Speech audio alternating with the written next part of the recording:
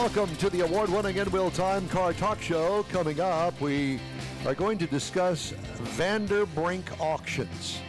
We had hoped to have her, Mrs. Vanderbrink, on the line with us, but she realized this morning, right before we went on the air, that she had a plane to catch. Yeah. Well, I got a further explanation that her flight out of Denver was delayed, which caused her to miss her connection, which means she's in Utah, fixing to get on a plane in about 3 minutes from I didn't now. even think they had airplanes in Utah. Well, But they that's do. another- They got that's two wings to buy. a biplane. Yeah. Yeah. Perfect. Well, at any rate, we're going to make do, and we're going to tell you about this barn find auction coming up because we decided that it was kind of cool and neat and all those things, so we're going to talk about it. Jeff is going to bring us some of his car culture, Guinness World Record holders for mileage, and it's high, like Denver. Yeah. And Mars will have driving destinations this week. It's back right here in the Houston area for a change. Howdy, along with Mike Out of This World, Mars. We always need more Jeff Zekin.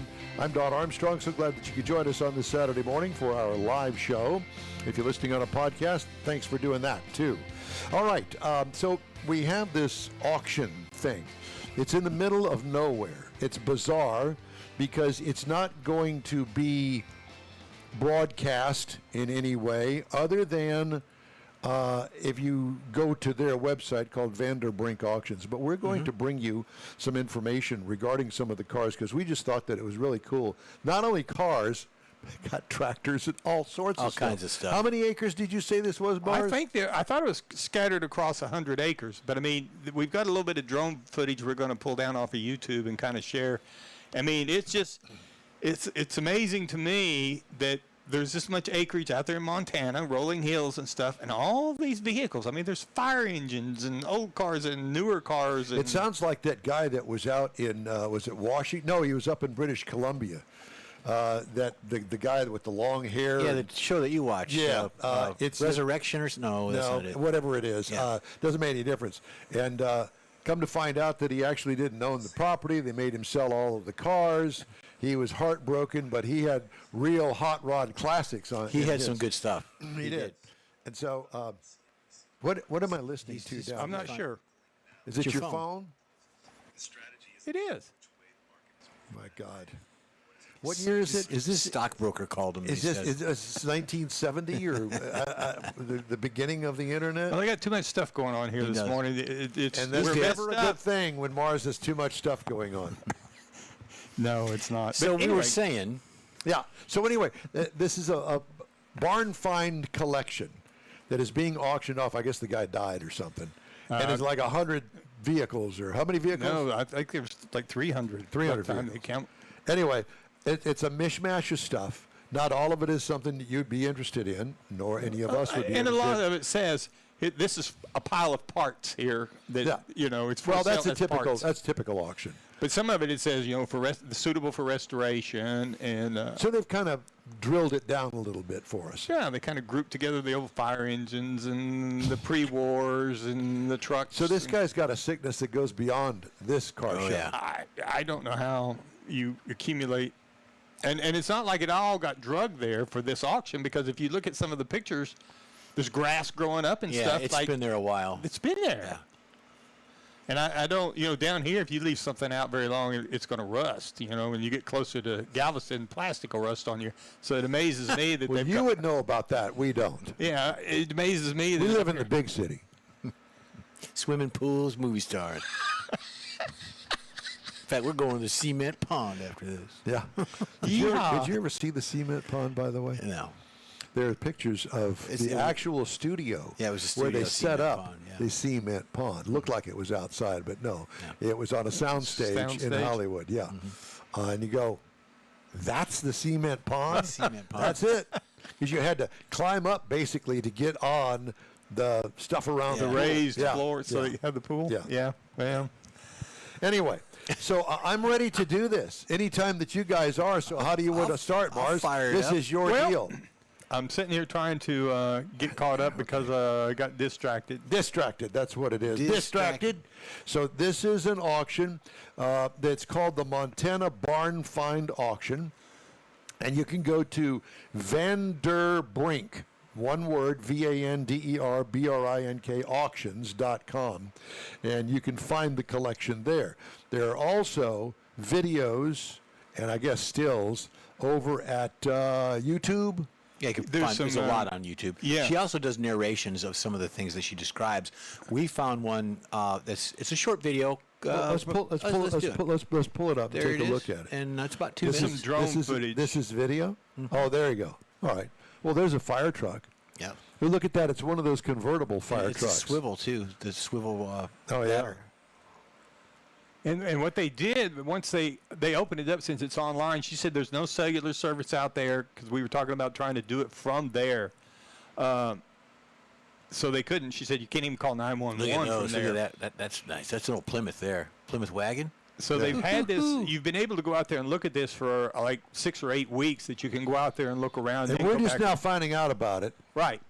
Not that we were going to go look very much, but that way you could do the online bidding on it, since you can't do it from there. So I'm wondering if you could. Okay, I need that camper, but I don't need the truck. Can I buy just the camper and not the truck? No. Those are some of the things. I that kind would of be out. doubt that. Look Yeah. at those rollbacks. A lot of old rollbacks, little flatbeds, Yeah. 50s, 40s, and 50s. There's some pictures of some dead grass. Yeah, some lines on the road there. That's 59, 59 interchange. Yeah. Huh. Oh, look at those. Yeah. Look See, at that- look it's at that. scattered out all Yeah. over the place. I need that barrel. Well, no wonder you can't go out there. My God, you'd be tired from walking. Look Yeah. at it. It goes on and on and on Yeah. forever. Oh, and how look at that about- camper. And how would you do an auction on site? I mean, Look at that. You say, Well, Look at the listen. front of that. You're talking about car guys. We're car guys, and if I were a little bit younger, I see that. If I were a little bit younger, I would. I'd do it anyway today.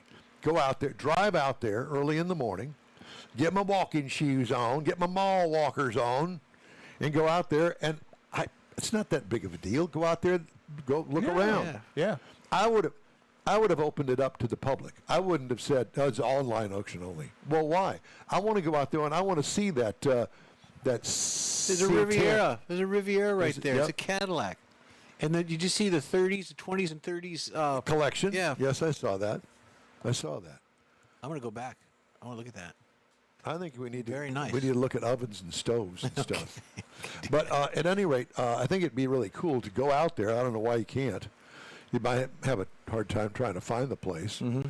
Maybe you'd have some sort of satellite locator. I guess I don't know. Anyway, I think online, whenever you go online to their website and you start looking at it and how to register to vote, to bid on it and stuff, there's a lot of instructions and directions and stuff. There's viewing hours when you can go out there and look, but I took it that you had to be wanting to bid on some stuff. But if you want to bid, for instance, there's a couple of cab overs right there. Right. Or maybe those old 20s and 30s. If you're looking for that, they'll probably just direct you to that section rather than you have to walk Okay, so through it doesn't- all the other stuff. so it doesn't run, okay? No. So no, listen to me. So it doesn't run. Right. Now, you've bought that Riviera that you Yeah, just saw. yeah, yeah. Okay, you bought it. It doesn't run. How you getting How it you home? getting it? Yeah, how you getting it? So you're going to have to hire somebody to go out there, drag it out of the field, and take it to some place. Maybe the guy would do it. Yeah. And drive it That's down what I'm here. thinking. Maybe they have that option that we'll pull it out to the main road and then you're on your own. Or we'll deliver it to you. There's probably a Well, lot of I options. I Look at think- all the tracks. So they've been pulling stuff out of there previous. They've I been think that if using you, with the amount of room that you got there, I think you could go in there with a flatbed or a lowboy trailer and a winch, and you could pull it up on the trailer. You know Buy that what? one. I'd love to see you with the in-wheel time truck out there, and a trailer. and a U-Haul trailer. Nah. No winch. Now he's going to have to get No, that no. car. No, If no, I'm because gonna I know drive- Mars. You'd have to get somebody to help you push that thing onto the back of the no, no. U-Haul I trailer. don't If think- I'm going to go 2,000 miles, you can bet I'm going to carry a winch of some sort, even if it's a hand come along to pull it up Or you there. No, just hire a local. Hire a local So to just do that for you. unhitch the Go by trailer. the Home Depot. Yeah. Unhitch the trailer, anchor it to the ground, use the truck to put a chain on the car and drag it up on Onto the trailer. and then take the trailer and hook it back up to the truck. I've paused this at this shot, and on the top left of the video, the shot, look at all those old cars. That's cool. I've got other words, but I can't say. Those are really nice. See, that could be the. Let's see. Is that that could be the Look, pre-war? there's an old destroyer at the top of the. I think that's the battleship. Yeah. Yeah, so that's one of the sections that says there's classic cars, pre-wars to 1970s, including a 1916 model Maxwell and a Hayes and a Model T and And there's a Hubba lots of Hubba. Stuff that was around back in your day, Mars. almost. I know for sure it made it to yours. I did see one of the thing in one of the stills that I was going through. There was like a 61 bubble top out there. Ooh. I don't, two-door. dude. What is the thing with those were not attractive cars to me. No. But they're rare now. They're rare And that's now. what makes That's the it- thing. exactly. And the fact that it's a real bubble top, and it was all the glass looked to be in it, not necessarily all the interior. You but know, So are you gonna fix it up? no, but if you have a bubble top and there's no glass, it's worthless because the glass is the is the is- problem. is Yeah, the- yeah. So sell Premium. it for the glass. You could. Oh yeah, you could. Says there's a Henry J sitting out there. Ooh. That's an old track racing car where they used to take those things because they weren't worth anything. They looked Right. kind of cool, and they put big motors on them and beefed up the frame. Cut the and- wheel wells out. Oh, had the yeah. tires sticking Ruined out the from car. underneath it. Yeah, Yeah. that was back in the day, In the day. 60s day. What else they got out there? They got a bunch of. They got some three-wheelers, some four-wheelers, and See, those don't do anything for fire me. trucks from 20s and 30s. 1919. You know, a Ford fire American truck would be LaFrance. really cool to have. One, where do you keep it? And number two, where do you drive it? The fires. Yeah. Then why did they design Send it? this 1923 American LaFrance hose truck out to the fire over there and see what's No, up. bring it here because we're always putting out fires here. Yeah, I know it. And we are pretty hot. Yeah, well, yeah, we are that. You can take that. Yeah. Well, maybe you could fix it up enough where it would run and sell it to like the Sugarland Fire Department for. Or paint it like a metallic red or blue. Paint it like some color that doesn't go with a fire truck. Why? Just to be different. That's like saying I'm going to buy a brand new Ferrari and I'm going to have it black. No, it's red. Well, a Ferrari's red. Richard Rawlings did that. He painted it black. Dude, remember he did that? Yeah. Yeah. Question is, does he remember doing that? Yeah, it was just Well, there's we that. met him that day when he was auctioning that car off. Yeah. Crazy. Yeah. No, you paint. They've got yellow fire trucks in certain parts of the country, in certain countries. Paint it. I don't know. Something, a mauve color, Wrap it. and then wrap it. Wrap it like the in-wheel time machine. There you go. What do you think? I think that would be great. It reminded me of that little pink Corolla I rolled up on this morning on coming over here on Interstate 10, doing about 75 in the inside lane, getting past and rolling up on a pink Nissan that was doing 50. Nice. Reminded me of that, yeah, when you said that. Well, you were chasing your dream, weren't you? Chasing. Yeah. I keep wanting to go back to the LaFrance fire truck. Yeah. Was that the ladder truck or the pumper or something? But there was don't know. several of But them I think out there. that what you could do over there in Neaterville is probably not any kind of regulations. Just park it there in the street in the front of the house. Or drive it and start a parade. you just could make drive your it. own People will parade. file in behind you, and you'll have all kinds of stuff Yeah, going. yeah. Scooters, Scooters. three-wheeler, pedal cars. The third Saturday night of the month, we have Needland Avenue Cruise. Could run up and down the drag on cruise night. There you go. Yeah. Putting with your fire truck. You could dress and Exactly. drag Here and drive comes it. Mars. There you I go. can see it. You could dress and drag and drive it. There you go. You know, here's the other idea I'm just On the having. drag. Instead of going out to the barbecue cook-off like at the rodeo, Yeah. have a big, massive tent and all the big money and all that stuff, make the truck the actual pit. Open up the middle of it, right? Put a big barbecue pit in the middle of yeah, it. big Make it cylinder, into yeah. one. And if it catches fire, you could put yourself out. Man, I'm telling you, ask us. We got it. I like that idea. That's right. And leave the hoses on it. So after you get done with it, you want to wash it down. But there not you only go. that, you could use them to spread the barbecue sauce. Oh yeah. Uh-huh. Or That call would be it- the red line hose. What would your name be? You'd The- be the smaller You'd be Hoser's Grilling Team. And have a bunch of big old hoses out there. Uh-huh. Hosers. Yeah, hosers. Then We could get, you could be from Canada if you did that. We could get Fireman Jack. Fireman Jack. He Yeah. would, yeah. We're going to get him to drive it. I don't know what he did at the fire department, but I'm sure that he knows how to drive a fire truck Yeah, particularly a 1918 LaFrance. without any power steering. Exactly. All right. Well, Well, before that, they were Well, horse driven. you know, we had trucks. a good time doing that. Yeah. Thank you for the auction. Yeah, and thank you for not showing up, Yvette Vanderbrink, because we had a good time without We you. need to send her a copy of this. Yeah. Let's do that. Yeah. All right. Just ahead. Jeff's Car Culture. High mileage record holders. Yeah. And do you know anybody that has a car that's got like 500,000 miles but on it we or were something? I was gonna ask that out once we got the show going. So All right. we'll find out. Mars has also driving destinations coming up. The In-Wheel Time Car Talk Show is back in a flash. The Tex-Mex dining experience is defined by Lupi Tortilla, your destination for Texas's best beef fajitas and frozen margaritas. Since 1983, Lupi Tortilla has served authentic and time-tested recipes made with the freshest ingredients.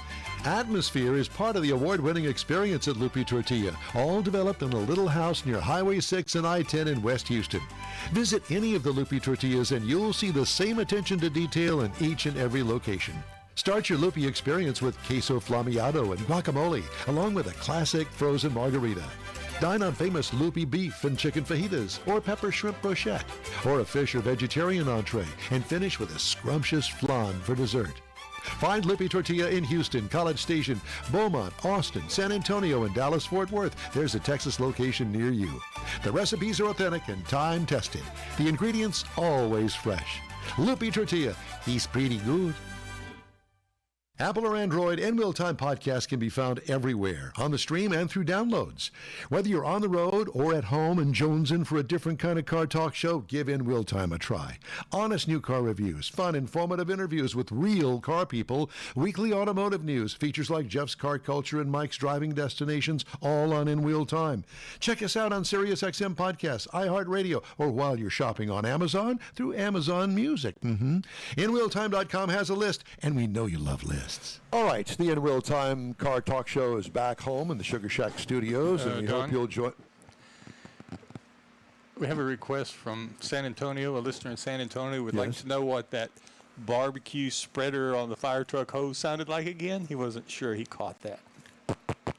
There you go. There you go, John. All righty.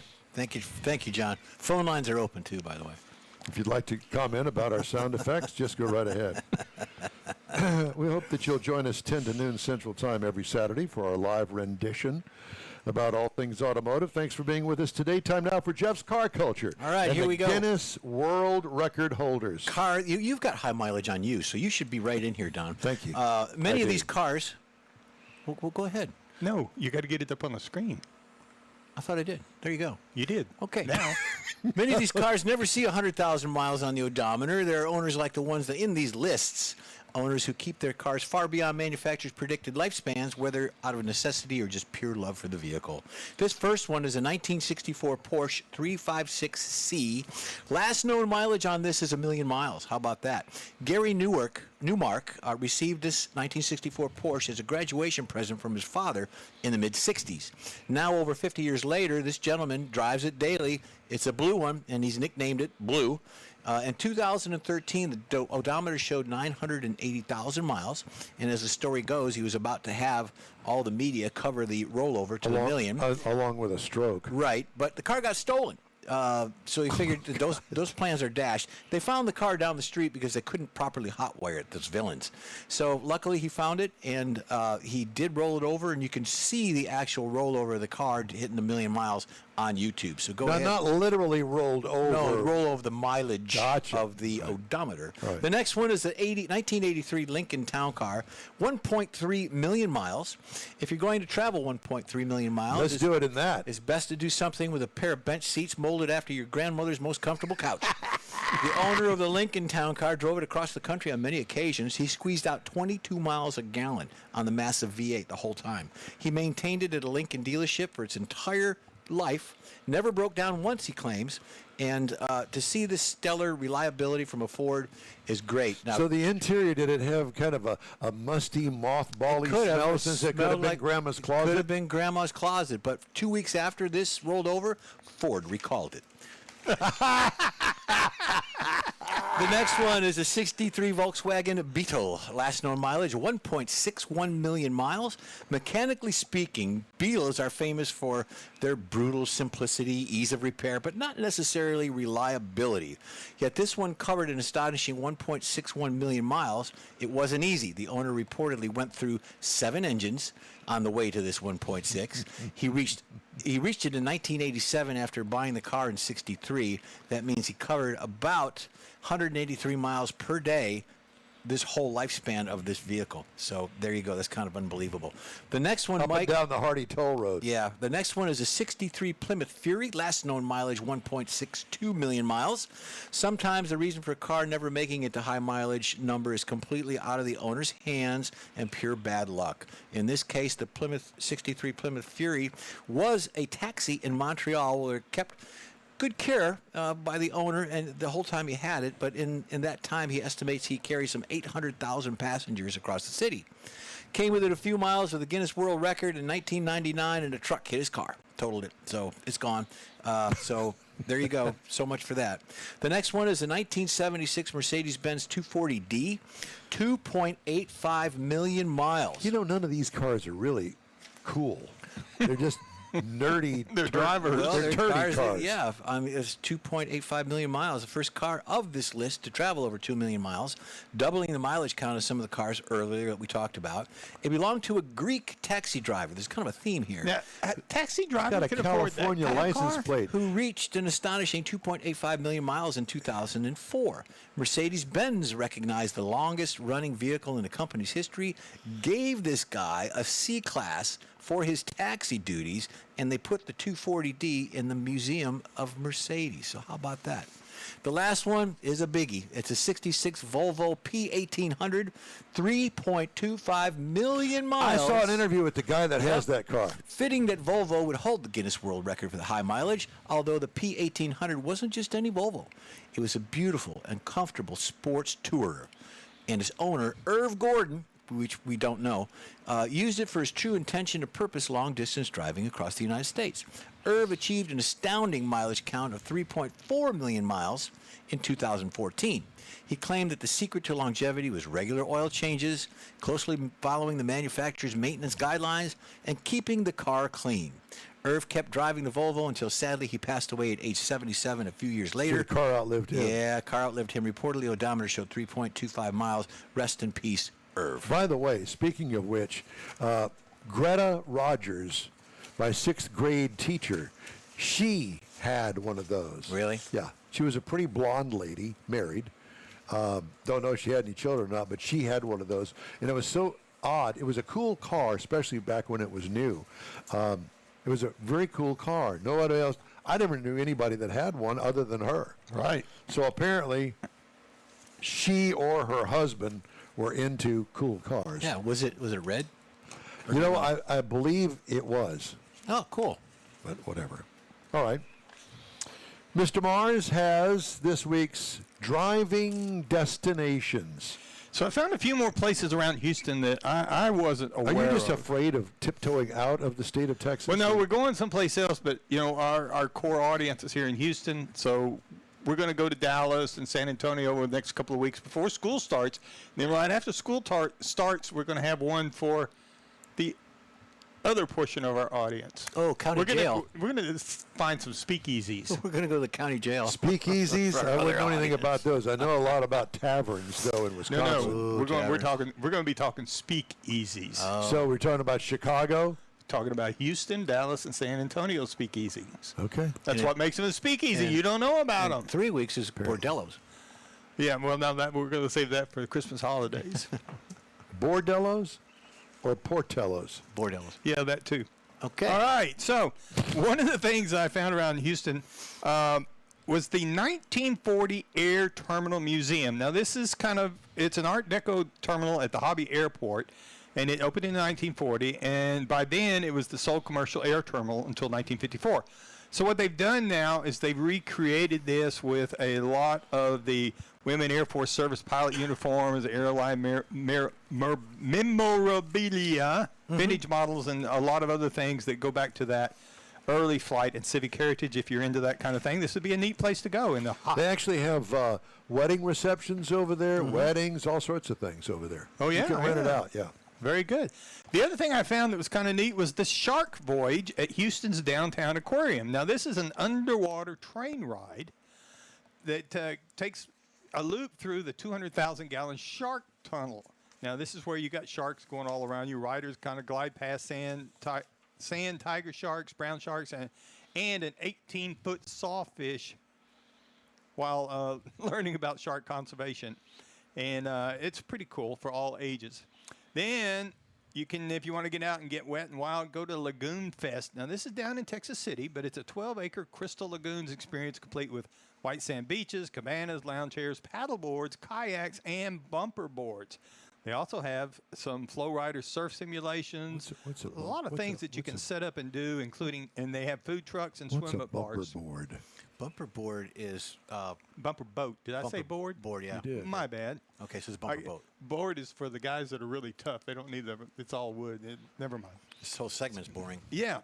The other thing that I found was something called Activate Houston. Now, this is the Activate venue. This is up in the Woodlands. Actually, it's in spring, I think. But it takes and puts you into this interactive game room. Now, they have laser dodging, puzzle solving. That's what you need is the button walls. putzing part. That would be good. Yeah. So you can go in across 10 game rooms and get involved in all these games. Instead of doing it on TV, you can actually do it Oh, live. my God. I'd want to do it on TV. I would rather do it on TV, I think. know you would. Then, and you are in kind of a sick I way. also did not know that you can go to Herman Park and they have pedal boats. Yeah, do that. Do that. And make sure you take your grandkids along with you because you're going to be pooped out in a matter of moments after pedaling. This is a family type thing, that's so, for the whole family. It's McGovern Lake. I didn't even know there was a lake there. But it's got friendly urban outing in the heart of Houston, etc. Then, if you want something else, you can go to the Museum of Illusions in Houston. I thought this was really cool. Inside the Galleria. And it's fairly new. If you don't get shot first. Well, you got to get inside, and that's part of the illusion. Tilted room, reversed room, hypnotic vortex tunnel, all these things that kind of get you interactive in these illusions that I thought was looking pretty cool. Then, coming home closer to home here, Jeff, minor league baseball at Constellation Field. You can go out there and watch a baseball game. They got things for kids in the kiddie corral, climbing structures. And I know that's where you like to go. That's about 3 miles from this studio right here. Right. That's what I thought. And also out here, I did not know, there is something called Go Ape Zip Line and Adventure Park here in Sugar Land. So you can have an outdoor experience, and it's in Brazos River Park. Got the longest zip lines in the Houston area, some of them up to 1,000 feet. 70 treetop obstacles, Tarzan swings, a lot of things if you want to go out climbing in the trees thinking That's you're Tarzan. Tarzan There swings you for go. Mars. I know Jeff's been out there. They probably have one that says this is Jeff's personal swing, but Yeah, it swings like Jane. yes. So this is a few other things I found to do in the Houston area that I did not know you could do. Thank you, sir. In-Will Time Car Talk Show continues after a quick break. You own a car you love. Well, why not let Gulf Coast Auto Shield protect it? Houstonian John Gray invites you to his state-of-the-art facility to introduce you to his specialist team of auto enthusiasts. We promise you'll be impressed.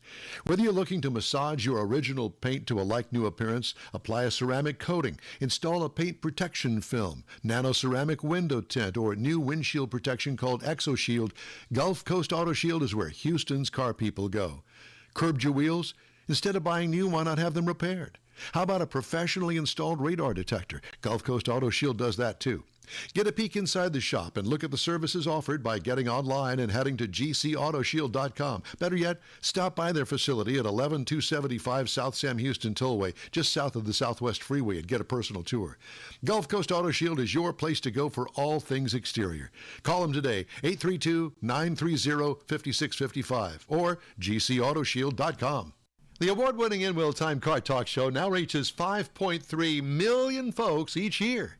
Check us out on InWheelTime.com, the Odyssey Radio app, YouTube, Facebook, and just about every other entertainment source out there, including our live broadcast every Saturday, 10 to noon Central Time. The In Wheel Time Car Talk Show has informative automotive guest interviews, new car reviews, along with popular features including Jeff's Car Culture, the latest new cars, cruise-ins, and racing dates. It's InWheelTime.com. Join us. It is the award-winning In-Wheel Time Car Talk Show. Just ahead, our car story of the week. And if you have a relatively new car, you have start-stop feature on it, you'll be interested in this first story. And if you're thinking about buying a new car with start-stop on it, don't. We've also got recalls, and we'll guess the sold car price off of Hemmings. That's coming up in the first segment here. Plus, Jeff will have the Cruise In and Events calendars, and I'll be bringing you stories making automotive news headlines this week. Howdy, along with Mike Out of This World Mars. We always need more Jeff Zekin. I'm Don Armstrong. So glad that you could join us on this Saturday morning for our live show. And if you're listening on a podcast, hey, thanks for clicking on us. We appreciate that. All right, our story. You going to say I was something? going to say, well, the notice that you sent us this past week through David and about being number one, being in the top 10, top 15 in Sri Lanka. Yeah, we were big time up there. Yeah, so we're going to do a remote from Sri Lanka, I think. We should. Do you even know where Sri Lanka is? It's not close, that's for No, sure. yeah, it'll be an overnighter. I think we could take one of those 2 million mile cars and make it over there, though. Oh, yeah. Apparently, it's been well maintained. We'll take the LTD because that's got Grandma's couch in it. And it's got room to put gear in the back. It smells like Grandma's old hat box and mothballs. Throw a couple of doilies on the armrests. It'd be good. Oh, God. I've been in cars like that. Doilies. Oh, yeah. The plastic on the seats. Oh, yeah. You stick to it whenever it's hot. Yeah. You go right from the living room plastic into the car. Bill Petrie bought a new Mercury. He used to live next door to us in Waukesha. And what did he do? Put that plastic covers all over those seats, and those you had to take it somewhere to have it fit. Oh, yeah. Yeah. Oh, yeah. You didn't go to the Walmart and buy one that fit. No, and it had that waffle pattern in it. I don't know what that was supposed to do, other than definitely leave Airflow. you. No, Airflow. leave keep you from sticking to it. No, when you got out of it as a kid, you're wearing shorts. They look like you'd been on somebody's frying pan, or like a waffle maker. Like a waffle iron. Maybe it's for identification purposes or something. I don't know. So, our story of the week: start stop. Jeff loves his so much that he gets in it and turns it off Immediately. Yeah. Well, start-stop technology, which turns off an engine when a vehicle stops for traffic or a red light, faces a many-pronged attack from President Donald Trump's spending and tax law. EPA Administrator Lee Zeldin and consumers looking for ways to disable it now. 62% of 2023 model year vehicles claimed a credit for start-stop technology from the EPA, according to the agency's most recent automotive trends report. 18 manufacturers installed start-stop systems in at least some of their vehicles. The technology is designed to save fuel at brief stops. And let me just add to that right now. Okay. So what one study found out is that if you have start-stop technology on your car, and it's on and it's working, okay, so you stop, the car stops itself when you're at a stoplight or the train tracks or whatever. And then when it starts again, it doesn't start immediately like pressing on the accelerator. It takes it a split second or so. A little There's lag, a delay. yeah. In others, it takes longer depending on the car and the manufacturer. But doesn't that also, on some of them, it activates when you take your foot off the brake, and others activate When you hit the accelerator. Exactly. So there's two different versions. Whatever. The bottom line is that the gasoline that you save stalls the line of cars that is behind you by that much, but now multiply it by 10, 15, 20 cars behind you waiting on your slow butt to press the accelerator pedal and go. So forget all that. Corporate average fuel economy standards have incentivized automakers to equip vehicles with the feature. It does save fuel. Edmunds found out in 2014 and 15 that fuel savings hovered around 10% in city traffic. But Trump eliminated an important incentive for start-stop when he signaled and signed his spending and tax law on July 4th. It ended fines for CAFE non-compliance. CAFE, corporate average fuel economy. Okay. Trump administration separately scrapped penalties retroactively to the 2022 model year. EPA also awards credits for automakers that include specific technologies with apparent emissions reductions that may not show up in lab testing, including start-stop. The agency under Zeldin has promised to reconsider the greenhouse gas emission standard. Is somebody popping something? Are you popping your knuckles over there? No, I accidentally popped this close. My knuckles aren't that loud. If there's no CAFE program that can be enforced and there's not a greenhouse standard that requires improvement, that would remove the incentive for automakers to put the technology in the car. In addition to policy headwinds, automakers have faced pushback from consumers who find the technology disruptive despite fuel savings. I say horse hockey. Automakers allow drivers to disable start-stop with the push of a button, but many vehicles default to start-stop after the car is started again. In other words, you go to the grocery store, you turn it off, well, then it defaults back to the start-stop. Right. You got to press the button. Exactly. So part of your routine in getting into the car is hit the start-stop button. I get into my car. The first thing I do is put on my seatbelt. Then I start the car. It does two things. One, it doesn't go ding, ding, ding for 20 minutes because you don't have your seatbelt on. And secondly, there's a little notice on the dashboard that start-stop. I turn mine off, and then I proceed with my drive, and I travel the speed limit anywhere I go. You're such a liar. You don't travel the speed. The thing that nobody. Why am I on there? Because you were reading. I don't Yes. want to be reading. You're reading. So, like you said, every time you go to the grocery store, what if you stop 10 times, red lights, stop signs, whatever, between your house and the grocery store? Well, that's 10 more times your starter. Well, is there's running. that also. And not all cars use the starter. No. If you've got a hybrid vehicle, it uses another part of the vehicle to start the engine. That thing that Ram has, and they still have it, the whatever it's called, Eco Tech or whatever it's called, that doesn't use the starter.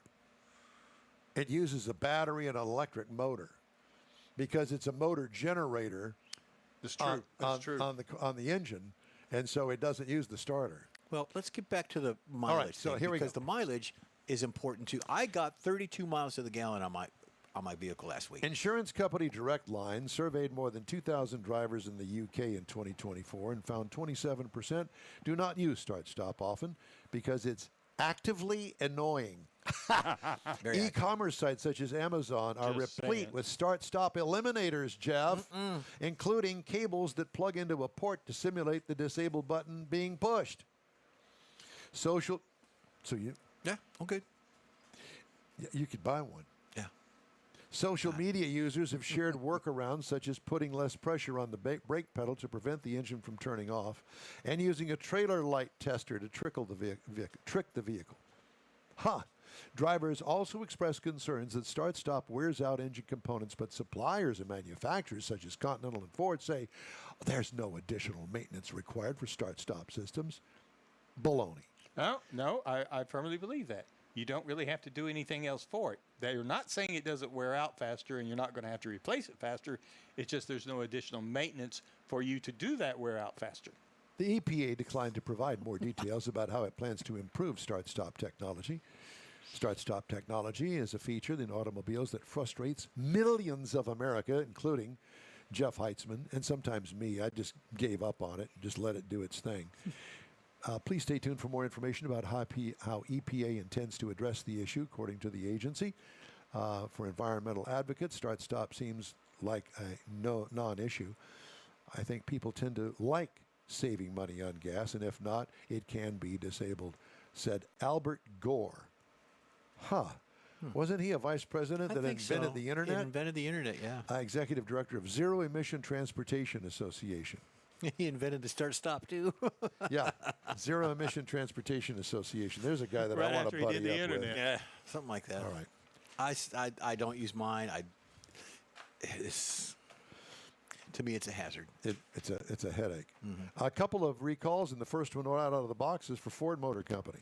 What? Cracked fuel injector may leak and cause a fire in the Ford Bronco Sport and the Ford Escape 21 to 24 model years. And the other recall is the Jaguar E-Pace 21 to 24. The passenger airbag may tear. Hey, while you're in there, why don't you go ahead and change the in-cabin air filter for Yeah. that? Because I can tell you that it'd take you half a day to change that. Yeah, you got to take a lot of stuff off it. Yeah. So there's those things. All right. There's that. Deal with that file cabinet later. Time now for this week's Guess the Sold Car Price. Oh, let me fire that Yeehaw. up. All right. Woo. So first up this week is my old car, except this one's red and mine was blue. Okay. Mine was like navy blue.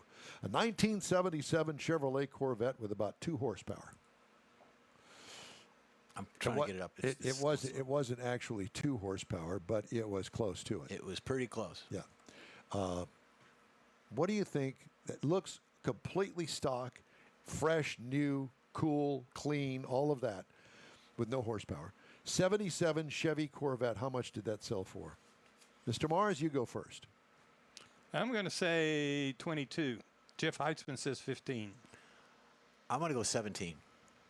Well, Jeff, I think, is closer without going over. The sold car price is $16,275. Okay, good for you, Jeffrey. Man, you can pick it up tomorrow. Next up is Jeff's car, a 1995 Cadillac Fleetwood Brougham. Yeah, baby. It's a Brougham, Mars. Brougham. Mars is down there playing on his phone like a little Checking girl. prices he on is. Brohams. Yeah, yeah. How much do you think that Brougham from 95 cost? It looks completely stock and super clean. And a nice picture, by the way. Yeah, Yeah, a lot it of is a mountains nice background. picture. You first? I would go 12. Heitzman says 21. I'm going to go 19. 15,750. Did Heitzman win again? No, he went 21. No, he went 21. Okay, well, whatever. I think that's a good price. I could do that. Mm-hmm. I don't know what kind of repairs would be needed on it, and maintenance on it would be something, but Well, it I sure would would think, be you know, good for the Haggerty hot kind of- rod tour. Haggerty kind of vets some of that stuff, so I would think it would be driver. Next up is the 1965 Plymouth Fury 3 convertible. That is a boat if I've ever seen Yeah. one. Do you know how big that car It's is? huge. It is I bet massive. you it's just got to be 25 feet long. What is that thing? Is that an overrider that's on the top of that bumper? Let's take a gander at that. That is a. It's a LED light. It could be a light. It isn't really. I don't know. I believe that's what it is. It looks like an overrider. because the headlights don't work. Yeah. Yeah, yeah. Well, you It's got can't see them. aftermarket wheels How on much it. did that thing sell for? $12,000. Oh, no, that's a flyer. Got the reason it's got that headlight thing on it. I'm going to say probably 9. Jeff 13. Heitzman? 13 for Heitzman. Well, this man here won. Spot Uh-oh. on. $12,600. There you go. $12,600. Next up It's because of the light. is a Yeah. 1948 Lincoln Continental. Look at that. That looks like Baby. a movie star's car, doesn't it? Yeah, it does. Look at the size of the top. My God. I had a friend of mine that had a drum set that color, and it was gorgeous. Yeah. Well, it's at like that. it'd be like folding sheets. You think it's a that roof. two-seater or 4? Is it got a Oh, roof? no, I it's guess 4. It's 4-seater. 4? Okay. Yeah. I'm How saying much? $37,000. $37,000. Come on, Mars. You can't waste too No, much time okay, here. okay. I'm going to say 25. And George says 47,999. Eichmann says 31. 18.9. Oh, Lord. 18,900. You know, to me, you'd be paying 18.9 just for that fabric on the top. exactly. Yeah. I was going to buy 3 Fender of them. skirts, everything. All right. Man, that's got some big fenders on it too. Back to reality here. Look at Okay, next up, a 1963 Ford Galaxy 500. I like it. I do too, actually. I'm not a Ford guy, but that looks a pretty good looking car. Mm-hmm. 63 Ford Galaxy 500. How much? $12,000. Come on, Mars. 17. And our online bidders. George says 69.99. And I don't have anything from Jeff yet. That is. All right, well, we got to move on. So 63 Ford Galaxy 500 sold for 15. That's exact. Heitzman popped in for 488. 15. There you Oh, go. there you go. That yeah. And you know, that would be a car that Heitzman, that's a Heitzman car right there. Yeah, well, you could pick it up tomorrow. Yep. Got a V8 motor in it. It's ready to go. All right, next up, Chrysler Prowler. These have become collector cars for some reason. Oh, gosh. Have you ever ridden in one? No. You ever driven one? No. It is a wobbly, unsupported vehicle with no horsepower. It's got a V6 engine in it. What were they thinking? The only thing I've ever heard anybody say anything good about those is, there it goes. It looks good. I knew somebody that had one that took those ugly front bumpers off. No of it. idea. I have no idea. No idea? Okay, what do you think, Mars? Now, I'm going to say 27. 27, okay. 21. 21. Well, let me tell you. Mars is spot on. 26,857. There you go. Next up is Jeff's. Yeah, baby. This Chili is wagon. This is a 1929 Divco.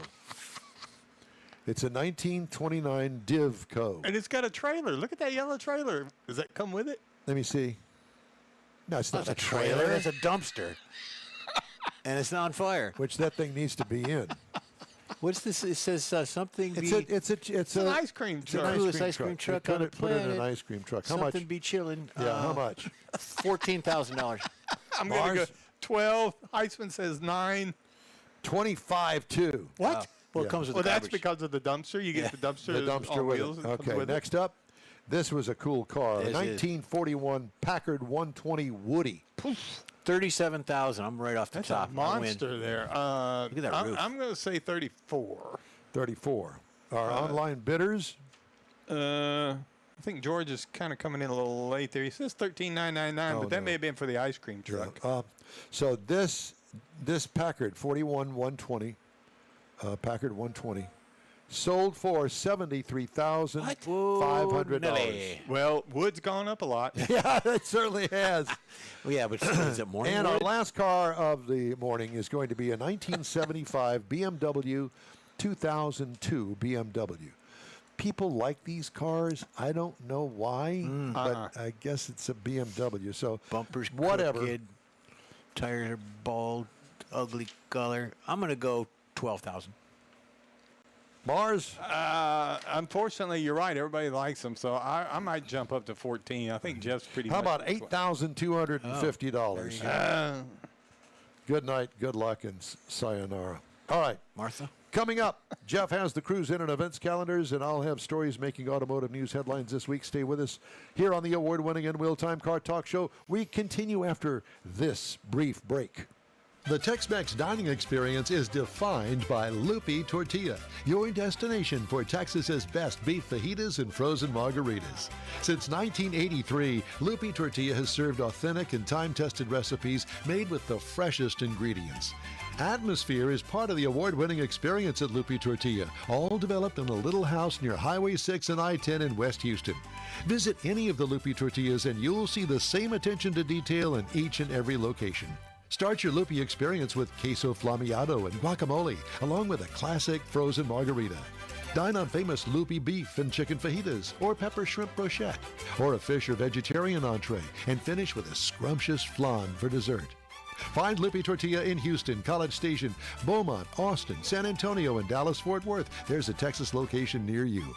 The recipes are authentic and time-tested. The ingredients always fresh. Lupi Tortilla, he's pretty good. Apple or Android, In Wheel Time podcast can be found everywhere, on the stream and through downloads. Whether you're on the road or at home and jonesing for a different kind of car talk show, give In Wheel Time a try. Honest new car reviews, fun, informative interviews with real car people, weekly automotive news, features like Jeff's Car Culture and Mike's Driving Destinations, all on In Wheel Time. Check us out on SiriusXM Podcasts, iHeartRadio, or while you're shopping on Amazon, through Amazon Music. InWheelTime.com has a list, and we know you love lists. Be sure and join us for our live show. It airs Saturdays 10 to noon on Facebook, YouTube, and InWheelTime.com. Thanks for joining us today. Let's check in on the cruise in and events calendars. Okay, we sponsored or no? No? No sponsor. I think that that's something else that you're thinking. I'm thinking of it too. Anyways, You're thinking this of is the racing calendar. There you go. Well, this is not that. Next Saturday, August 2nd, pancake breakfast, fly-in, drive-in, and car meet. Third Coast Squadron CAF. This is in Aransas Pass, Texas. It's at 3201 FM 3512 Hangar H11. So it's at an airport fly-in.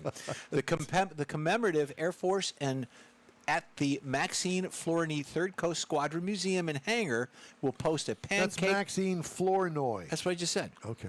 I don't think you Pancake said breakfast, that. fly You think in, you said drive that? in, and car meet. Turn his mic down. The event runs from 8 to 10:30, and the Third Coast Squadron CAF attendees can see a squadron of Stearman aircraft. They can view World War II aircraft and cars and trucks and all that stuff.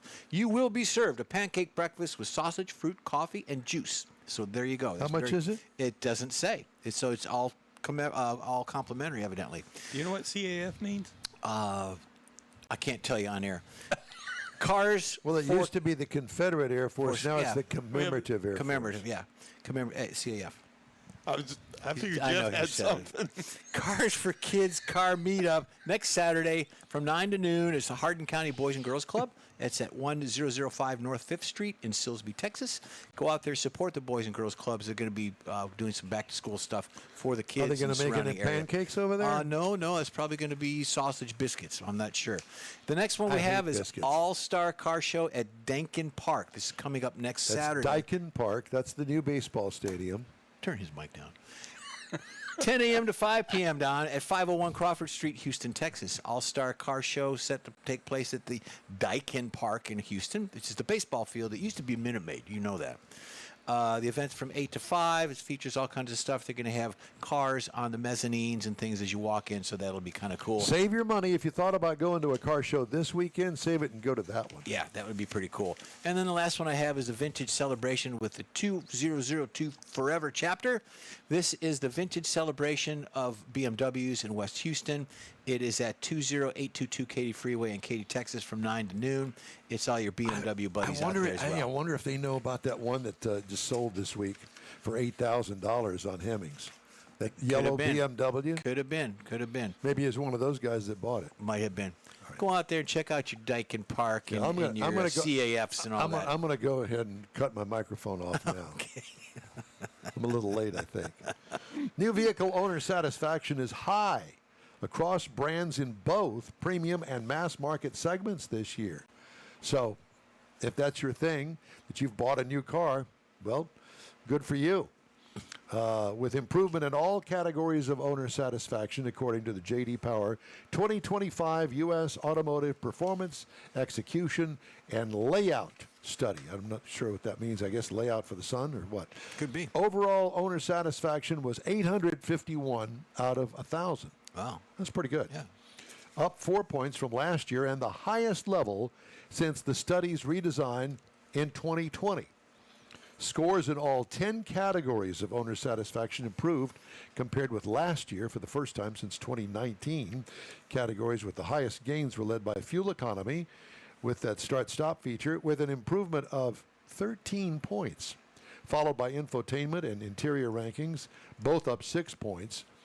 The Appeal Study, which accompanies the annual J.D. Power U.S. Initial Quality Study and the J.D. Power U.S. Tech Experience Index, measures owners' personal attachment and level of excitement toward their new vehicles. Do you know anybody that gets excited about their new car other than us? Yeah, well, I'm sure they do. There's a period of time. I'm sure they're excited. Owners are asked to consider 37 attributes of their vehicles, and their responses are aggregated, there's a word for you, Yep. to compute an overall appeal index score.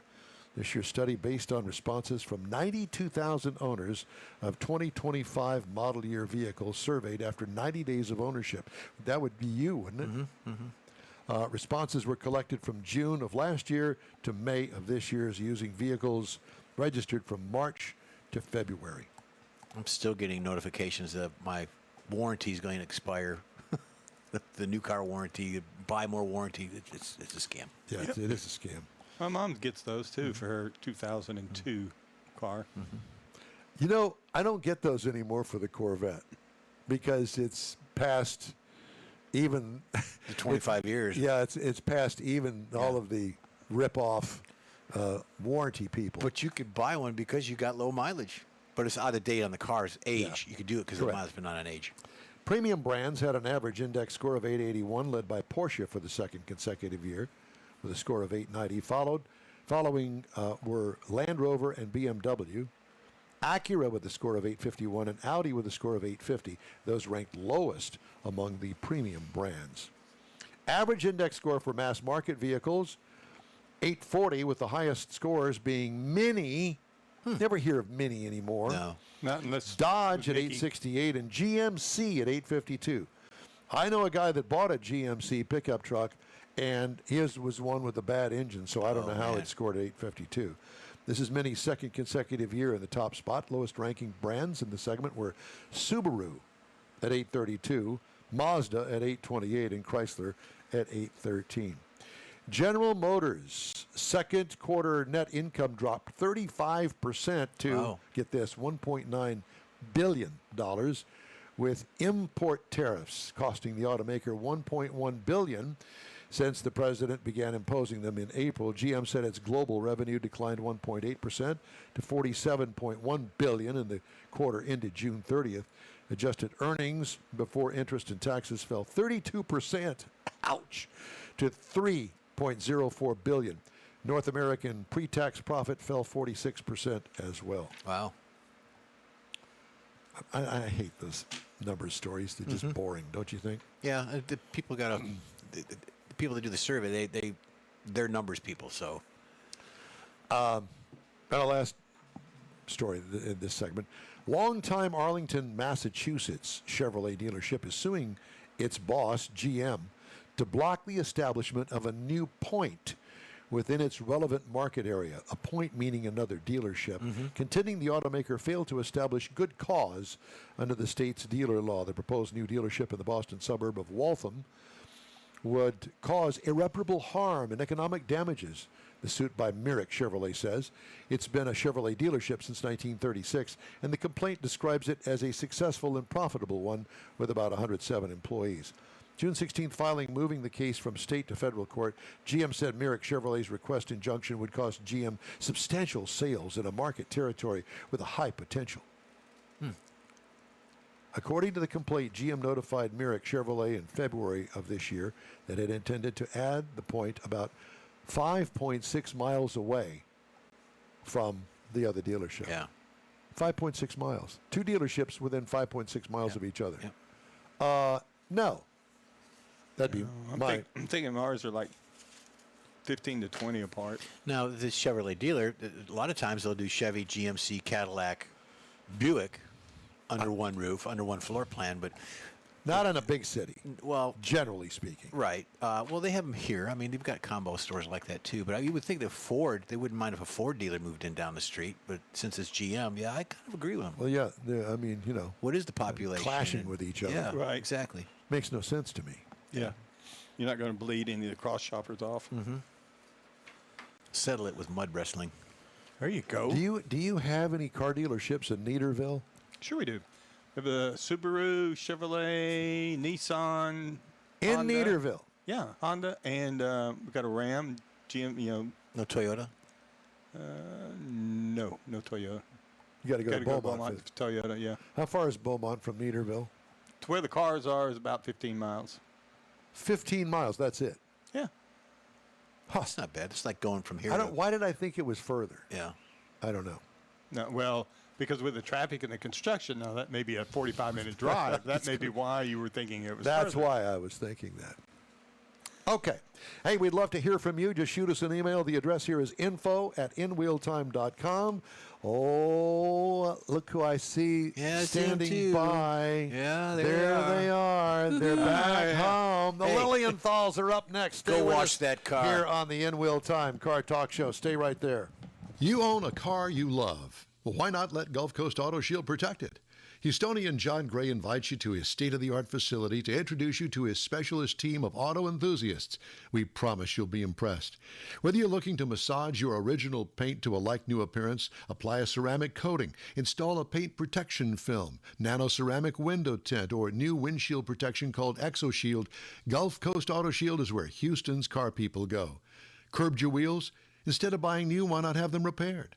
How about a professionally installed radar detector? Gulf Coast Auto Shield does that too. Get a peek inside the shop and look at the services offered by getting online and heading to gcautoshield.com. Better yet, stop by their facility at 11275 South Sam Houston Tollway, just south of the Southwest Freeway, and get a personal tour. Gulf Coast Auto Shield is your place to go for all things exterior. Call them today, 832-930-5655 or gcautoshield.com. The award-winning In Wheel Time Car Talk Show now reaches 5.3 million folks each year.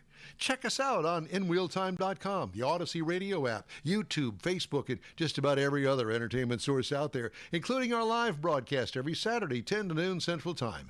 The In Wheel Time Car Talk Show has informative automotive guest interviews, new car reviews, along with popular features including Jeff's Car Culture, the latest new cars, cruise-ins, and racing dates. It's InWheelTime.com. Join us. Welcome to the award-winning In Wheel Time Car Talk Show. Just ahead, we join Andy and Mercedes Lilienthal with an update on their world road trip they just concluded. We'll also give you my thoughts on driving the 2025 Chevy Blazer. I had here 202. Chevy Blazer EV. And Jeff has the Motor Minute in this segment of the In Wheel Time Car Talk Show. Howdy, along with Mike out of this world, Mars. We always need more Jeff Zekin. I'm Don Armstrong. Glad that you could join us for our Saturday little coffee clutch. At least that's what we're going to call it. Yeah. Well, look what the cat drug in. Ladies and gentlemen, live from, are you guys in Oregon? Well, I don't even know where you are anymore. Are you in Oregon? Yes, we're back home. Did Mr. Mars fix the audio for you? Can you hear us now?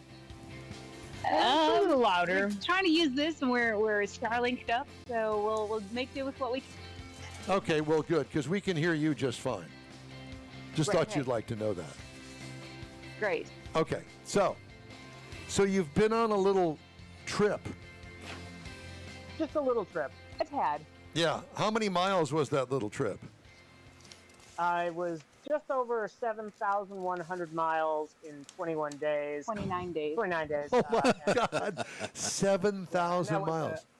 Are you guys Well, still? it was over 30, Go ahead. over 3,100 miles of gravel and dirt, so over 3,100 miles of unpaved roads. Are you? And And you're still married? Yes, Yes, we we are. actually finished the entire trip on our 21st wedding anniversary. Oddly enough. Wow, that's cool. 21st wedding anniversary. What are we going to do for a wedding anniversary? No. Oh, let's go drive across the country. 9,000 miles. Yeah. Let's do It'd be- that. It'd be fun. Yeah, that's what they said.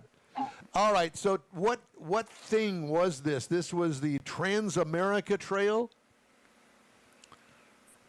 That's correct. So the Transamerica Trail was mapped starting in the 1980s as a way to cross the United States, mostly on dirt and gravel and rural roads, farm roads, back roads, and it took them about 12 years to map this out. Starts in Nags Head, North Carolina, and finishes in Port Orford, Oregon. That's if you do the entire east to west jaunt, which we decided to do. We touched both coasts, their waters, and we averaged 25 miles an hour through the whole duration of 29 days. Let that sink in. Yeah. Well, so they let you out of the insane asylum just for this to little drive, yeah. just for this little interview today? Oh, no, we have to go in it after that. God. And okay, so what did you drive? What did we drive? We drove the car behind us here. Let me switch over to the front-facing camera. Hopefully that works. So this is a 2025 Subaru Crosstrek Wilderness, and it's got a few minor modifications to it. Obviously, you've got the rooftop tent on the top. You've got an awning over here. From ARB. Yeah, from ARB. And then we have the Here. Rally Innovations light bar and Baja Designs lights. And I'm going to see if we can get down here. Underneath here are some primitive racing skid plates, and those were absolutely critical to this trip. We did some off-roading in Colorado that was pretty impressive. We have Rika Seeker wheels. We have BF Goodrich KO2 tires on here. Those were mods. And then if you Plus, to the back here, we have a rig supply swing-away tire carrier with another full-size spare, 5 gallons of fuel, factor 55, recovery point, and then on the inside. Well, just about the outside first. We had 4MaxTrax Extreme vehicle recovery boards that were on this as well, along with the Treasurer too. Yeah, and then on the inside we had an EcoFlow power system that allowed us to charge the phone. It was actually charge our phones, charge our ARB fridge, and we basically lived out of this thing for 29 days. Did the tent come off of the car when you stayed in it, or did you crawl up into the tent up above? No, we would crawl into it. So it opens up like a flip book. You can see it's this. Get over here. I don't know where you're going. You can see that it's this kind of square thing, and then it'll open up like a pop-up book, and that's where the tent resides. And how did that work out for you when you were in the mountains of Colorado? So it's funny. 29 days, 28 of those days were above 90 degrees. So we just could not get away from the heat. And 6 of them were above 100. Severe humidity. But one night in Colorado, we actually woke up with ice on the tent. So and everything else. We had freezing temperatures. We had 111 degrees in Moab, but the tent works pretty well. Yeah, it's a Thule tent. It's a Thule tent. It's available through Subaru, actually. It's one of their accessories. And it's got a ladder that supports it. So you've got a ladder that supports it when it flips open. And it's pretty roomy. It's kept us dry during thunderstorms in Tennessee. And, yeah. Well, good. You're alive and well. Did you take a bath anywhere along the way? Not necessarily a bath, but maybe 2 or 3 well-needed showers. Yeah, okay. Well, I had to ask that question because I'm thinking, well, so they're camping out and the 29 days and all those miles. 100-degree heat. Yeah, and I'm not thinking Grandma's closet with her hats and her old, mothball smell. I'm not thinking that. But all right, so No. yeah. So let's talk about campgrounds. let's talk about I was just going to say. So while you're talking about that, we've got some of those stills that we downloaded that I was telling you about. Now that you've shown us the car, we're going to kind of play them while we talk, just kind of in the background. Okay. So I wanted to ask you about the car. Now, I have actually driven a Subaru Outback Wilderness, and I have to tell you, I was pretty impressed with it. It had just enough power for the city use. How did it do off-road?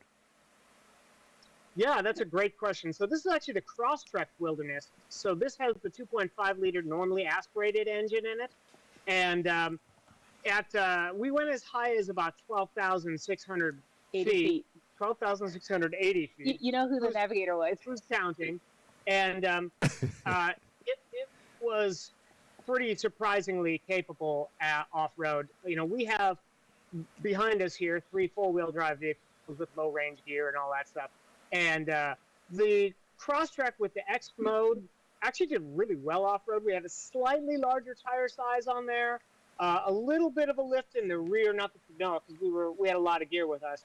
But it did pretty well off-road. Now, when you did get around that 12,000 mark, it really did start to lose a little bit of power. Everything's going to get a little wheezy up that 12,000 feet. There's not much air up there. Right. But overall, it did really well. When we got to the top of Cinnamon Pass, we had one guy in a Toyota Tundra come over and say, "How did you get up there?" I'm like, "Well, we drove." And he's like, "Did you just drag it all the way up?" I'm like, No. It has quite a bit of ground clearance, and the X mode, like I said, works pretty good as a simulated low range. So what kind of transmission does this thing have in it? It's a CVT.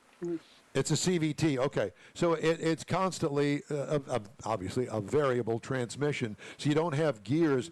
And so I guess when you're starting from a stop, heading uphill, it's at its lowest point where it's wound up, I guess, enough to pull you from wherever you are up the hill.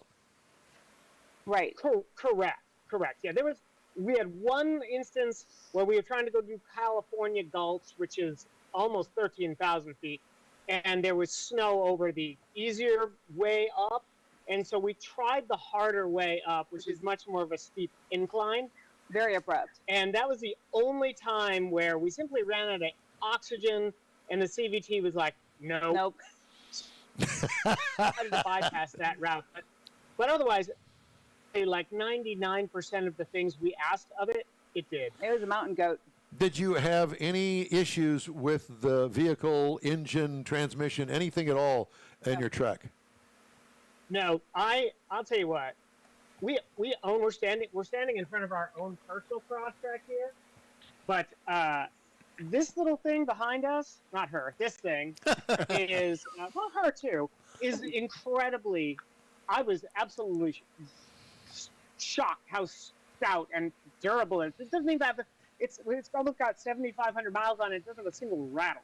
It was so stout. It was way more durable than I expected. And it was very comfortable too. Very which comfortable. is very important, especially when you're being bounced around, off pavement the majority of the time. Is it If there's one thing we could review, it'd be the air conditioning, because we use it every single It was day. fabulous. well, okay, so did it keep up? The air conditioning, yes.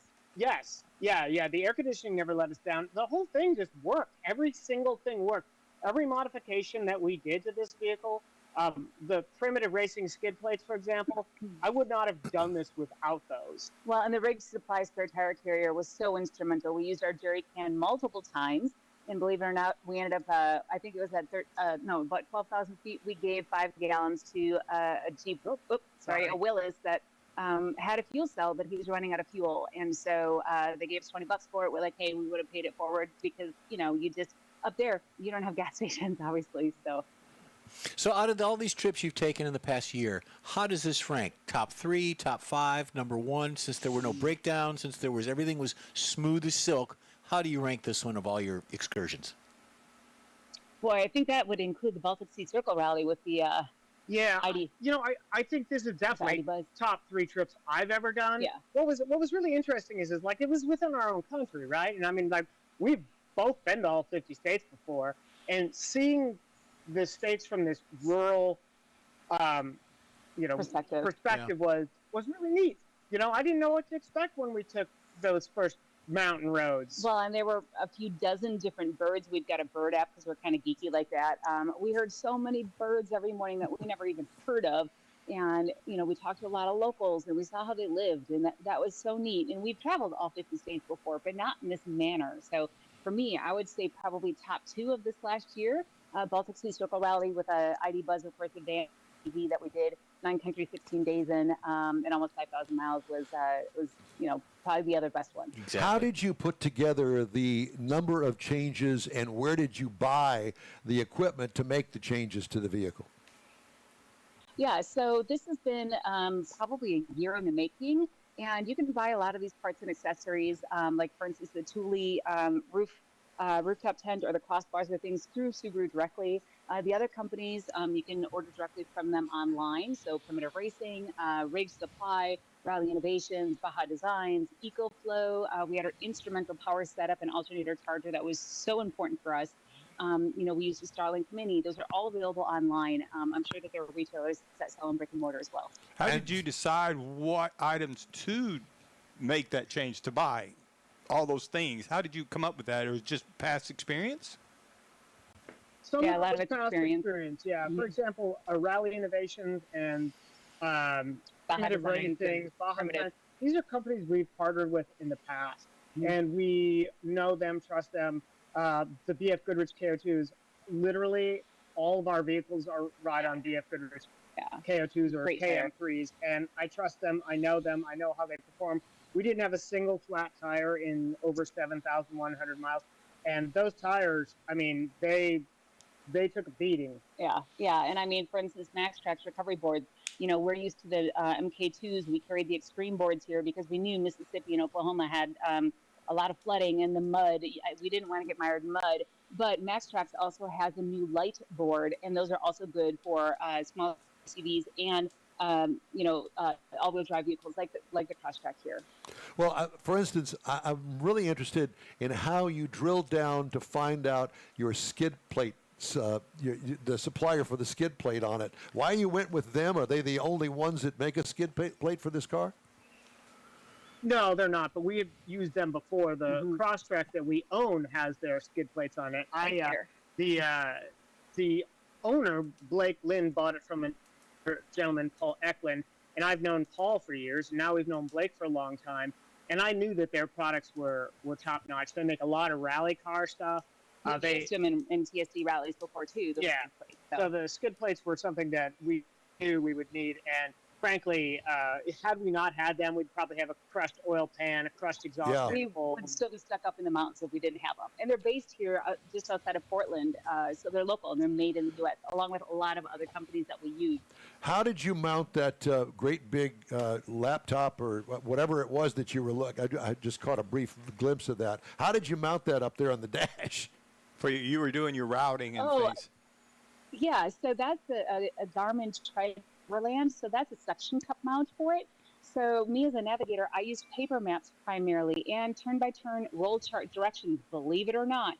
And we used Onyx, the Onyx app for dispersed camping, for learning trail conditions, wildfires, all sorts of stuff. So Onyx was wonderful for that. And then Andy used the Garmin Tread GPS for his routing and just keeping on track. Now, have you guys posted all this stuff online that we can, people, I know that this is going to be shown around the world, that people can go to on your website perhaps, that you can list all this stuff and where you get it and that sort of thing? Sure. No, so to answer your question, we have a whole ton of Instagram stories in our highlights. You can see a lot of the products that we use. You can see how we use those products. We'll be writing stories about this trip, and people will be able to see some of the sponsors and some of the companies that we partnered with in order to see exactly which gear we used. And we've tagged them too, both on social media. We've listed them out, and then we can also put a gear list and a products list on our website too that has everything in case people wanted to buy the direct links to exactly the products that we use. Well, I think that That's on the next trip like this, what you need to do is you need to have the in-wheel time camper that you can tow behind it, and we'll all just be back there with you, supporting you all the way. You can help change take the rocks out of the brakes. That was one thing we kept getting, where rocks stuck between the Mike can do that. backing Mike, plates. that's his job. Yeah, Mike is the only one here that's got non-surgical back. Yeah. So we'll put him down there. Hey, I've got a question before we go. 21 years of marriage. What's in store for the next 21 years traveling? What are you up to next? Oh, More global travel. we've got, She's smiling there. we've got- That Mercedes is smiling. You can't see it. Go ahead. I'm sorry. Didn't mean to interrupt. Oh, well, we've got the Alcan 5000 coming up here. That's a 5,000-mile, 10-day time-speed distance rally. Goes up to Alaska. We're going to be leaving late August for that. It'll be the 10 days in September, so we're going to be doing that. We're going to announce which manufacturer soon as to who we're partnering with for that. And then just more travel, more adventures. You never know. With us, you never know. Okay, so you're going to call us before when you decide and you got everything in order. You're going to call us so we can have another confab here on the In-Wheel Time Car Talk Show and give us all the details.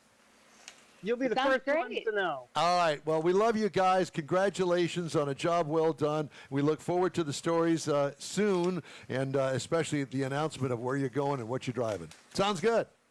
Thanks. Appreciate it. you. Thank you, Thank guys. Congratulations. Thank you. Love you guys. All right. Let's see. Just ahead, a review of the 2025 Chevy Blazer EV and Jeff's Motor Minute after a quick break here on the In-Wheel Time Car Talk Show. The Tex-Mex dining experience is defined by Lupi Tortilla, your destination for Texas's best beef fajitas and frozen margaritas. Since 1983, Lupi Tortilla has served authentic and time-tested recipes made with the freshest ingredients. Atmosphere is part of the award-winning experience at Lupi Tortilla, all developed in a little house near Highway 6 and I-10 in West Houston. Visit any of the Lupi Tortillas and you'll see the same attention to detail in each and every location. Start your Lupi experience with queso flammeado and guacamole, along with a classic frozen margarita. Dine on famous Lupi beef and chicken fajitas, or pepper shrimp brochette, or a fish or vegetarian entree, and finish with a scrumptious flan for dessert. Find Lupi Tortilla in Houston, College Station, Beaumont, Austin, San Antonio, and Dallas-Fort Worth. There's a Texas location near you. The recipes are authentic and time-tested. The ingredients always fresh. Lupi Tortilla, he's pretty good. Apple or Android, In Wheel Time podcast can be found everywhere, on the stream and through downloads. Whether you're on the road or at home and jonesing for a different kind of car talk show, give In Wheel Time a try. Honest new car reviews, fun, informative interviews with real car people, weekly automotive news, features like Jeff's Car Culture and Mike's Driving Destinations, all on In Wheel Time. Check us out on SiriusXM Podcasts, iHeartRadio, or while you're shopping on Amazon through Amazon Music. InWheelTime.com has a list, and we know you love lists. All right, the summer heat has us hiding inside the Sugar Shack studios for a while, so we invite you to join us for our live In Wheel Time Car Talk Show every Saturday, 10 to noon Central Time on InWheelTime.com, YouTube, and Facebook. Time now for Jeff's Motor Minute. Yes, sir. Cadillac. We haven't talked about them in a while, but the F1 team, they have 7 drivers that are on the short list. So Cadillac has identified some potential driver. They're not just keeping it to F1. They're going to go into F2 as well. Some of the retired drivers are maybe contacted, but because of what they haven't contacted you. No, they haven't contacted me, but for other things, they're going to probably reach out to me for. Okay. So it becomes the newest manufacturer since Haas joined in 2016. We're talking about Cadillac and the Andretti team. The team boss, Graham Loudon, is currently looking. He's in charge of all the drivers and wanting to know who's going to be joining the team. We know, and I know, that Brian Herta, who's in the Indy racing, is part of that. He's probably going to be one of the drivers as well, and thank goodness. They're talking to Mick Schumacher. They're talking to some ex-teammates of Hamilton, Verstappen, Red Bull driver, Sergio Perez, Max Verstappen, and then also Valtteri Bottas is also in. There could be Valerie too. You never know with these foreigners. There's a couple of T's in there, so it's Valtteri. So that's what to look forward to. They're making their selections. Again, Don says none of us have been contacted, but we'll see what happens. We're going to direct it all to Jeff. Yeah, there you go. He's our Formula One leader. There you go. And on another note, last week's NHRA, we had the driver. I forgot to put my list down. The driver that lost a finger and a pin put in his thumb on that crash they had at NHRA. That was bad. Yeah, it was a bad one. Very bad. Lost a tire. There we go. Okay. Time now for this hour's car review. I had the opportunity to drive the 2025 Chevrolet Blazer EV. Final assembly location, Ramos Arizpe, Mexico. Oh, come on. That's what it is. It comes in 3 trim levels, LT, RS, and SS. I had the SS all-wheel drive. This is a small, or what is considered a small SUV. The wheelbase on it is like a limousine. It seats 5. This year, the new SS trim debuts. The vehicle itself was all new in 2024. Long wheelbase makes a visual that is definitely noteworthy. And you stand out away from it and you look at it from the side and thinking, my God, the wheelbase goes on forever. To me, this is one of the sharpest looking designs in the EV class overall. Sculpted sides, complex modern grille without a blank grille panel in it. I can't stand that. Yeah, Why did they do that on those electric vehicles? It's kind of like, we don't know what to do with it, so we'll just put a blank panel in it. Because there's no radiator. Yeah, okay. Fastback, sloping roof line with integrated sunshade over the rear glass. What I liked about it, the big wheel well filling the wheel wells with tires, and it looks good. What could use improvement? Nothing. High marks for exterior design. On the inside, interior highlights include 17-inch huge infotainment screen that melds behind the instrument cluster screen. Works well. It looks good. Operating system is excellent and is easy to understand and operate. Comfortable seating with nice materials throughout. Love the shifter stalk on the column. It removes the bulky shifter down on the console to leave room for your cell phone charger, cup holders, the stuff that you really need. How often do you use the shifter? I like the stock that they've come up with. It works well. You've got the same one in your Buick. Yep.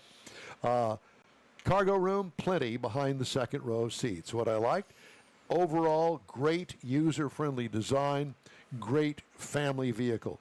What could use improvement? It should come with its own trophy. Engine, well, it's all electric. It's rated at 615 horsepower. That's a lot, my friends. Hubba, 650 pound-feet of torque. It is obviously electric, so electric motors, direct drive. Miles per gallon, if you want to drill it down to that. They claim 92 in the city and a highway of 77 for a combined of 85 miles per gallon E, which is electric. I got 2.7 miles per kilowatt hour, and I didn't do the math because I don't know how to do it. Okay. It's over 238.7 miles. What, Mars? I said, no, I don't. That's So why? So if they're going to drill it down and give me a figure that I can understand, 92 miles per gallon in the city, E, and 77 highway for a combined of 85, why can't they put that on the window sticker and say, here, this is it? No. Instead, it's 2.7 miles per kilowatt hour. You do the math. I don't know how to do the math. No, not for that. 238.7 miles I drove it. Plenty of power. What could use improvement? I don't know. Nothing. Ride and handling. Rode great, like a great big limo, and it was heavy.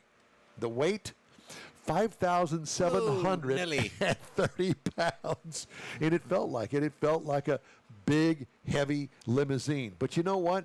It only takes a few drives, and that goes out of your mind. Yeah. You don't really think about more it. than a NASCAR car. Pretty much. Yes. Base trim price, $60,600. Now keep that in mind. Yeah. $60,600. Price is tested $64,180. You can get in one of these, not the SS model, for $44,600. I would definitely, if you're in for an EV, I would definitely check this out.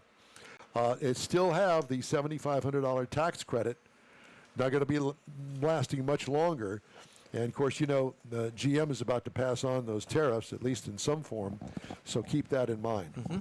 Now, competitors. The Ford Mustang Mach-E starts at $37,995. Okay. The GT model, which you would compare this one that I drove. Remember, I told you that it's 64. 66. The GT model on the Ford is $56,490. As a matter of fact, let's just do it that way. The Tesla Model Y compares favorably to it. The performance model of the Tesla Model Y is $52,880. And the Hyundai Ioniq 5 XRT, which is their performance model, $57,100. So it's right in there with those. So if you're looking it's on the high end, but still in there, yeah. Yeah.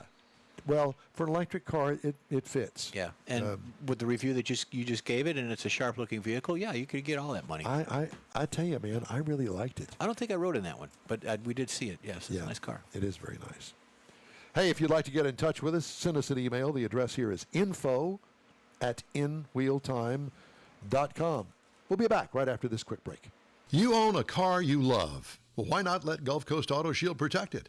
Houstonian John Gray invites you to his state-of-the-art facility to introduce you to his specialist team of auto enthusiasts. We promise you'll be impressed. Whether you're looking to massage your original paint to a like-new appearance, apply a ceramic coating, install a paint protection film, nano-ceramic window tint, or new windshield protection called ExoShield, Gulf Coast Auto Shield is where Houston's car people go. Curbed your wheels? Instead of buying new, why not have them repaired? How about a professionally installed radar detector? Gulf Coast Auto Shield does that too.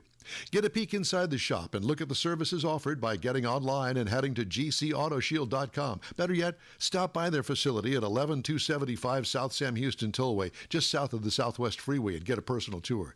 Gulf Coast Auto Shield is your place to go for all things exterior. Call them today, 832-930-5655 or gcautoshield.com. The award-winning In Wheel Time Car Talk Show now reaches 5.3 million folks each year. Check us out on InWheelTime.com, the Odyssey Radio app, YouTube, Facebook, and just about every other entertainment source out there, including our live broadcast every Saturday, 10 to noon Central Time. The In Wheel Time Car Talk Show has informative automotive guest interviews, new car reviews, along with popular features including Jeff's Car Culture, the latest new cars, cruise-ins, and racing dates. It's InWheelTime.com. Join us. This is your place for all things automotive. The award-winning In Wheel Time Car Talk Show coming up. The Hot Wheels Tour coming to Houston. And we got the folks from Hot Wheels. Later, Jeff has the racing calendar. Mars has This Week in Auto History. and I'll get you caught up on the stories making automotive news headlines. Howdy, along with Mike Out of This World Mars. We always need more Jeff Zekin. Praise Jeff. Yep. I'm Don Armstrong. Glad you could join us today. Thank you very much. We are all looking forward to, Hot Wheels was invented in my generation, way back when, right after they invented dirt. Well, it started with Matchbox and then it evolved into Hot Wheels. Well, okay. However you want to put it, that's fine. Picky. Yeah, exactly. And so it was a phenomenon back then. Of course, back then we also had little racer cars on tracks, slot cars. Slot cars. Yeah. I had the bigger slot car that you go down to the corner store where they put a great big slot car track in it. We'd all get together as boys and enjoyed that. Little HOs is what we had. They were fun. And this kind of fit right into it. All sorts of different body styles, and that's really what it's all about when it comes to Hot Wheels. And I have a grandson that's 2 going on 2.5 years old. 2 going on 14. Going on 14. And so I'm sure that he'll have some in the not too distant future. Absolutely. Let's check in with the Hot Wheels spokesperson here, and that would be Eric Ham. Eric, am I pronouncing your name right? Hi, Eric Hahn, H-A-N. H-A-N. Okay. Thank you, Mr. Mars. Well, I tried to text him, and he didn't. Anyway. Eric, thanks for joining us. Yeah, anyway. So sorry for that. That's a Mars duty that he has not been too good at lately, so we appreciate your the patience. last 20 years is about right. Pretty much right. Thanks for having me today, yeah, well, thanks for joining us. We appreciate it. I know that you're a busy guy. So where is the tour today, and how long is it going to take to get to Houston, and when is the Houston event? Okay. So the Hot Wheels Legends Tour itself is the world's biggest touring car show, and it has become this, and it's been 8 years in the making. It started out in 2018. I believe we just had Kansas stop this weekend, and I believe Houston in Cyprus is next weekend. Mm-hmm. Are you going to be here? Unfortunately, I won't be able to. I really wanted to. I have been in judge in Houston before, and also I've lived in Dallas for a couple of years. So any chance I get, I'd love to be back. But this time I had to give my spot to another great designer to be a judge there. Well, I will tell you that it's going to be hot, okay? So, it's going to be hot like the cars. So explain to everybody what the Hot Wheels tour is like. Does everybody and anybody just show up with their car and present it to be a possible Hot Wheels car? If you would like to attend and register for your chance to have your vehicle maybe become a winning car at the location and maybe turned into a 64th, you could go to hotwheelslegends.com for a formal registration. And once you do, you'll get email follow-ups. But that's for the registered attendees. But if you would like to visit, the event is free. It's open for all ages. In addition to likely more than 100 awesome customized cars, we'll have an area for children with track sets and play sets so they could try them out, play alongside with the car show. We'll also have food carts and vendors. Some of the exclusive products to be sold at Legends only. We'll have a spot there, and also a display of all, pretty much all the heavy hitters and one of the top favorites of our current diecast lineup. You'll be able to see that on display there. So will those cars that you ultimately have turned into current Hot Wheels, will any of those cars be there? Yeah, maybe. I can't exactly say the winning cars, but we do have a roster of Legends cars that are 1-to-1 that will also be on display as well, like the Bone Shaker, Twin Mill, and a few other ones. That is so cool. How did you get involved in this? Did it start when you were a kid? Oh, of course. I think I heard you mentioning about like track sets when you were young. Yeah. I was similar. I was that kid in the toy aisle of Toys R Us, Target, Walmart. Yes. Just throwing tantrum, and sometimes those orange tracks did become a form of discipline for me time to time. Yes. And then the funny thing is, when I started in Hot Wheels, I started in tracks and play sets. So motorized set, booster sets, play sets, orange tracks. I did my rounds there, and I am on diecast vehicle team as a lead designer. Prior to how I got started is I am actually from Detroit. I graduated school there, studying design, and I interned, fortunately, during my school at Hot Wheels in El Segundo. And that's kind of how I figured, oh man, these are my people. I need to be here. So I kind of targeted my portfolio and my studies, and ultimately, it took a little bit. It wasn't easy, but I'm here doing my thing. It's great to be on the team with you had all the mentioned elites. you had mentioned at the event there's going to have an area for kids, for a play area. Are you actually selling some orange track to these kids, or could they buy track sets and things while they're there? Not at the Legends booth area. We have sponsored with Walmart, and Walmart usually does a really good job helping us out with pallets or moving a lot of the Hot Wheels tracks, diecast cars towards the front of the store, and more products in the store during the weekend. So if you have interest or wanted to check out some of the products, that would be the great time to check out Walmart. So it's out there at Northwest, on the Northwest Freeway. That's 290, and in Cypress, zip code 77429, and that's a pretty easy destination to get to for almost all of Houston because of our freeway system here. So not that big of a deal to go out there. It's the address is 26270 Northwest Freeway, and it's out. That's a Walmart parking lot, right? Yeah, it's a Walmart parking lot. Yeah.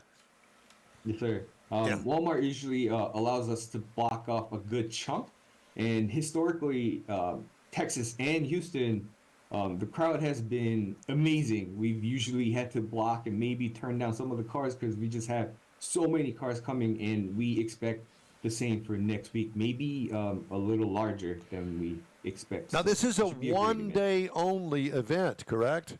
Yes, only 1 day, Saturday, August 2nd. Official start of the show is at 8 a.m. It goes on till noon, 12 p.m. So it's only a 4-hour show, so you're going to be right out there up against us on the air because we're 10 to noon. So 8 to noon, 4 hours, and I'm just guessing you'll probably have people lined up to get in. Oh yeah, the builders and the fans, they bring their cars and they want to make sure they get in and get the spot. So every time I've visited different locations to judge, I usually show up an hour or two before the event actually starts. And I've seen lines go around the full block, and maybe sometimes almost a block and a half, like 6 in the morning. Yeah. And it is an amazing sight. No doubt. So it should what be do you guys set up this thing on Friday evening or something? Yes, we have a trailer, and on their way to location, we usually have it propped up the day before, make sure everything's working, finalizing, and then we enter cars starting at around 7 a.m. the day of. So you said that you're setting up and everybody's lined up. Do folks trailer their cars in, or do they drive them in? What is the norm? In my experience, from what I've seen, I'd say about 90% of the people attending will drive their cars. But there are a few cars that are, prized possessions, high value, or, something in progress, or, it just needs to be trailered because it's not so, well drivable in long distance. So Gotcha. I do see a few cars that come on trailer, but they're all equal contendees. It doesn't matter if you show up on a trailer or, drive in. As long as it starts and you're able to drive it out, it qualifies as There you go. the car. Perfect. Mars? Yeah, I was thinking about, remember a couple of years ago, then they came, the Texas Toot, I believe is what he was called, a little mini truck, Yes. monster truck. Yeah, he's from my hometown. He's where I live, and he's a couple of miles away, and it was really nice to see somebody local involved, and he was at the event, and we've talked to him a couple of times. So it's really Yes, sir. cool. This is a big deal. It is, regardless of how old you are, whether you're Well, small. let me just say this about that. One of the first things that I was exposed to Hot Wheels with was the drag racing tour when Hot Wheels sponsored the Snake and the Mongoose. Oh, that's right. And the car carrier is all painted up in yellow and with the Hot Wheels logo on the side of it. I'm sure that you're familiar with that.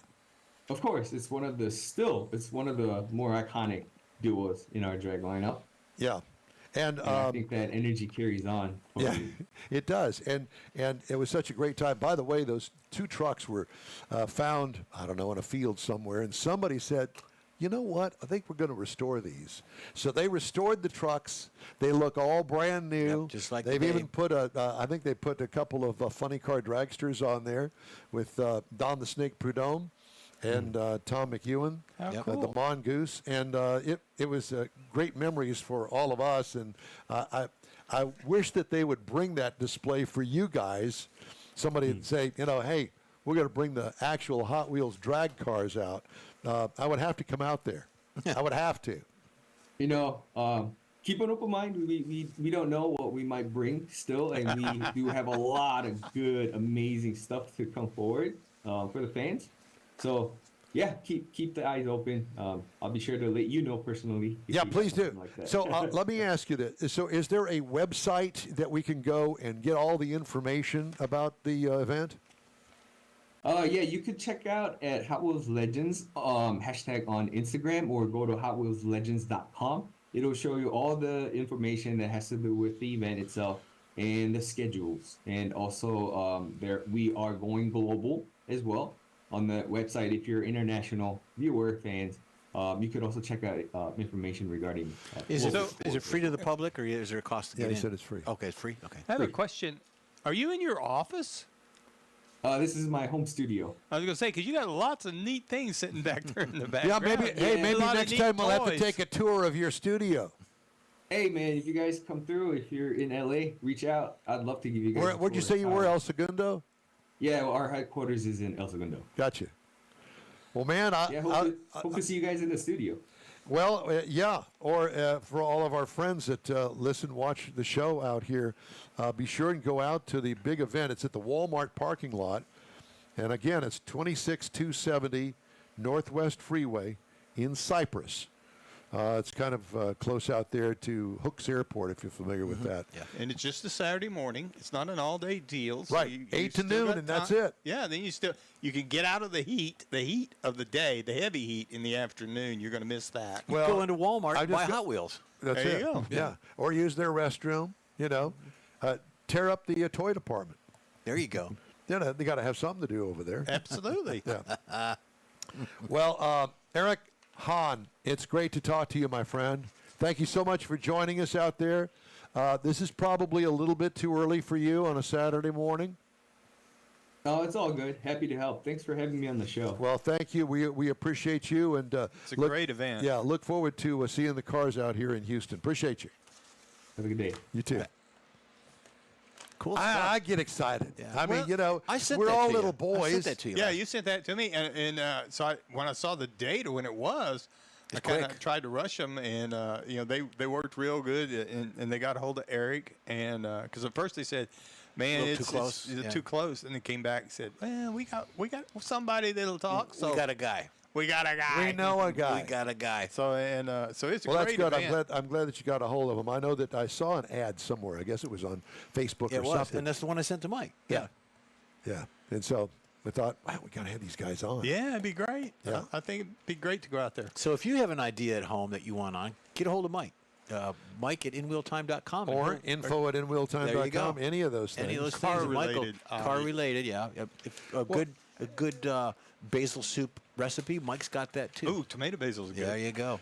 Jeff handed me this story, and I think I know why, but I think it's time to put this. Hot dogs are a concession staple at any ball game, but not often are they used to pursue a world record. The Joliet Slammers, Yeah, it's a as triple A. part of a partnership with Pabst Light, will attempt an unconventional world record: the most hot dogs dropped in an hour from a helicopter. And I am not going to be in that helicopter.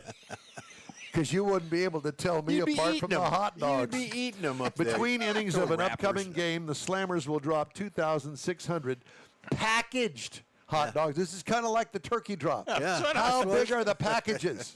I don't. Well, they're Are these the sausage length? Are these the ballpark no, length? no, no, no, The no. It's foot regular. longs? It's a regular hot dog, and they showed it on a advertisement. They're smushed and squashed and things that flying around and Whatever. bouncing. Yeah. I mean, is it a 5-pack, 6-pack? No, it's just one dog, Oh, one hot dog wrapped one. in a bun. This one is- hot dog it's in a in bun. a bun. It's in a bun. How do you keep the bun on the hot dog from? You put the bun in the hot dog, you wrap it up in foil, and then you drop it in the hot dog. So they're metal bombs are going to be dropped. Pretty much, yeah. As God is not my witness, I swore that turkeys could fly.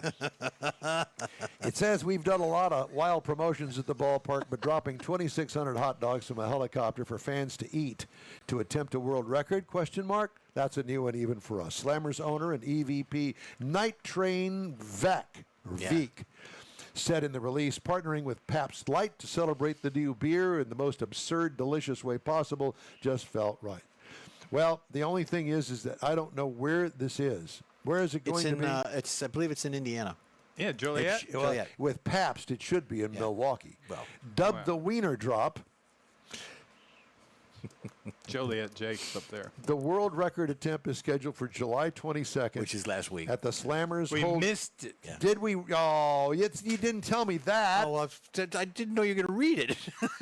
The Frontier League game also announced ticket and drink deals to accompany the Wiener Drop. I think we should start a movement, no pun intended, to get a Wiener Drop here in Houston, right out here at Constellation Field. You're looking up in the air, the helicopter, and a wiener hits you in the face. That's just something to be terrible. Ooh, what if you didn't look up and it hit you on top of the Any head? lawn or infield reserve seat, $2.60 using the promotional code Wiener26. It was last weekend, damn it. Yeah. And we missed so if you got a wiener in a bun wrapped in aluminum foil, how It was fast some would type that of thing be package. It might going have by been- the time? Well, the helicopter was hovering. No. Yeah. It was kinda- not. hovering over the ball field. They hit a picture of it. Well, yeah, but that could be like 100 feet up. Well, maybe, probably 100 feet. So it doesn't blow them around, but you have to actually pay to be on the field to get a hot dog. It was probably the promotion was part of that. You know, Portillo's is announcing that they're bringing all of these Portillo's restaurants to Houston, right? Lots of them. Hello, promotion. A I went there Portillo's once. hot dog promotion. I did not have the hot dog when I went. I had the beefsteak sandwich. How was it? It was good. It was very good. Did they dip it in the juice? No, I had one that was just a regular plain. Not with the au jus. It didn't have that. You could get one like that, but I didn't do that. So the hot dog's next. But I thought of Don, the turkey drop mainly. course I you thought of did. that. Yeah. And so the we'll Joliet Slammers. The Joliet Slammers, the AAA ball. Well, I wonder who won. The hot dogs won. $2 Pabst Lights, 2,600 hot dogs raining down. I love it. Raining wieners. It's raining men, raining wieners, What whatever. if you was you allowed to use a net to go around catching them? I don't know. Your glove. It's a specially shaped glove. A wiener glove. A wiener glove. Just ahead, Jeff has the Rosie. racing calendar. Mars has This Week in Auto History. I'll bring you auto news headlines all coming up on the In Wheel Time Car Talk Show, which is back in a flash. The Tex-Mex dining experience is defined by Lupi Tortilla, your destination for Texas's best beef fajitas and frozen margaritas. Since 1983, Lupi Tortilla has served authentic and time-tested recipes made with the freshest ingredients. Atmosphere is part of the award-winning experience at Lupi Tortilla, all developed in a little house near Highway 6 and I-10 in West Houston. Visit any of the Lupi Tortillas and you'll see the same attention to detail in each and every location. Start your Lupi experience with queso flammeado and guacamole, along with a classic frozen margarita. Dine on famous Lupi beef and chicken fajitas, or pepper shrimp brochette, or a fish or vegetarian entree, and finish with a scrumptious flan for dessert. Find Lupi Tortilla in Houston, College Station, Beaumont, Austin, San Antonio, and Dallas-Fort Worth. There's a Texas location near you. The recipes are authentic and time-tested. The ingredients always fresh. Lupi Tortilla, he's pretty good. Apple or Android, In Wheel Time podcast can be found everywhere, on the stream and through downloads. Whether you're on the road or at home and jonesing for a different kind of car talk show, give In Wheel Time a try. Honest new car reviews, fun, informative interviews with real car people, weekly automotive news, features like Jeff's Car Culture and Mike's Driving Destinations, all on In Wheel Time. Check us out on SiriusXM Podcasts, iHeartRadio, or while you're shopping on Amazon through Amazon Music. InWheelTime.com has a list, and we know you love lists. Yes, we do. Hey, welcome back to the In Wheel Time Car Talk Show. You're invited to join our live broadcast every Saturday, 10 to noon Central Time on InWheelTime.com, Facebook, and YouTube. And we hope you check us out from our home base here in the Sugar Shack studios. If you miss us, you'll be able to hear the paint dry on your favorite podcast Right. channel. Nice. Time now for the racing calendar. Jeff has that, sponsored by the Texas Muscle Car Club Challenge. Thank you for that. IMSA is off this week. They'll be back next week, August 3rd at Road America. It'll be on Peacock. You've got Craftsman Truck Series. They are off this weekend. They'll be back on July 25th. Okay, then we go into the Xfinity Series. July 26th, Indianapolis, which is actually Tomorrow. Tomorrow. That's Xfinity's today, so that would be the 26th is today. 27th tomorrow, Indianapolis. And do you know who the Grand Marshal is of the Indy race for NASCAR? No. Cookie Monster. Go figure. What? Cookie Monster is the that's- Grand Marshal for the NASCAR race. But why? I don't know. I have to ask them. That's where it's going. Don't just throwing it out there. Anyways, NHRA, you've got this weekend, Denso NHRA Sonoma Nationals, Sonoma Raceway. And I alluded to it a little earlier, the driver that lost his finger, put a pin in his thumb. And there was also a lady that was hurt in that race, too. Part of the tire came off and went into the crowd, and she was hospitalized, 300 miles an hour, crashed it. Well, actually, the tire blew off, and then he crashed it into the walls twice. You got Indy. Indy is going on this weekend at WeatherTech Raceway at Laguna Seca, Monterey, California. I saw a little bit of the time trials yesterday. Oh, by the way, the Indy race was rained out, or the Indy practice was rained out yesterday. Belgian Grand Prix is going on for Formula One this July 27th. This was tomorrow. Cirque du Spa in Belgium. So there you go. Cirque du Spa. Cirque du Spa. That's what it says. It's a 44-lapper. And I think the prize is a giant waffle. So What? there you go, Belgian. Belgian waffle. Belgian I got waffle. it. Yeah, there you go. I knew you were up to something. Yeah, I know. All right. There you go. Time now for This Week in Auto History. Mr. Mars, what have you gathered for us? Several things I found were rather interesting. One of them was, in 1903, the first cross-country U.S. car trip was completed by Horatio Nelson Jackson. No. Jackson Lilienthal. That's what I was thinking too. He kind of, they said it took a while to map it. So That this sure guy looks like him up Yeah, there. but he went from the other way. He went from San Francisco to New York. his navigator? And he did it in 63 days in a Winton touring car along with his Winton. mechanic. What if he had Sue skid Crocker. plates on that thing? I don't know. Well, I see don't any know. Camper top. Said they had some breakdowns, poor roads, lack of maps in 1903. I don't understand that. Then in 1958, GM introduces air suspension as on the Cadillac Eldorado Brougham. baby. Look You at had that. that. Oh This my is God. for you, God, Jeff. yes. Oh my. You know. So they brought this futuristic comfort. It's an by- Eldo. yeah. They launched it with air suspension on the Eldorado Brougham. And what it did, it replaced the coil springs with airbags for a smoother ride. Now, that kind of goes into Cadillac. One of Cadillac's historic things about how well they ride and how well they can adjust the suspension on it. Then, Well, tell me more. tell you more. This innovation exemplified the 1950s era of luxurious technology laid in American. Okay. 1965, Ford debuts the first production 428 cubic inch V8 engine. And initially launched in the full-size cars like the Galaxy. And it soon became a high-performance legend and got refined and ended up in the Shelby GT500 and the Cobra Jet Mustangs. And it was really part of the muscle car horsepower wars of the 1960s and helped Ford in some of their racing efforts along the way. Then, in 1969, Apollo 11 lunar rover design was completed. Now, this really isn't car-related specifically, but a lot of the things they developed that were developed by Boeing and GM, because this was on the moon, it was electric power. So it's a lot of the things that they did with the electric motors and the lightweight construction. That thing is still there, by Yeah. the way. Yeah. It hasn't So, moved. Yeah, it does a lot better than the electric cars we have here. But a lot of the things that they did there kind of led to some of the things that you're going to find on your EVs today. Now, in 1997, the first production Toyota Prius was built. And again, this is another thing. It was the world's first mass-produced hybrid car.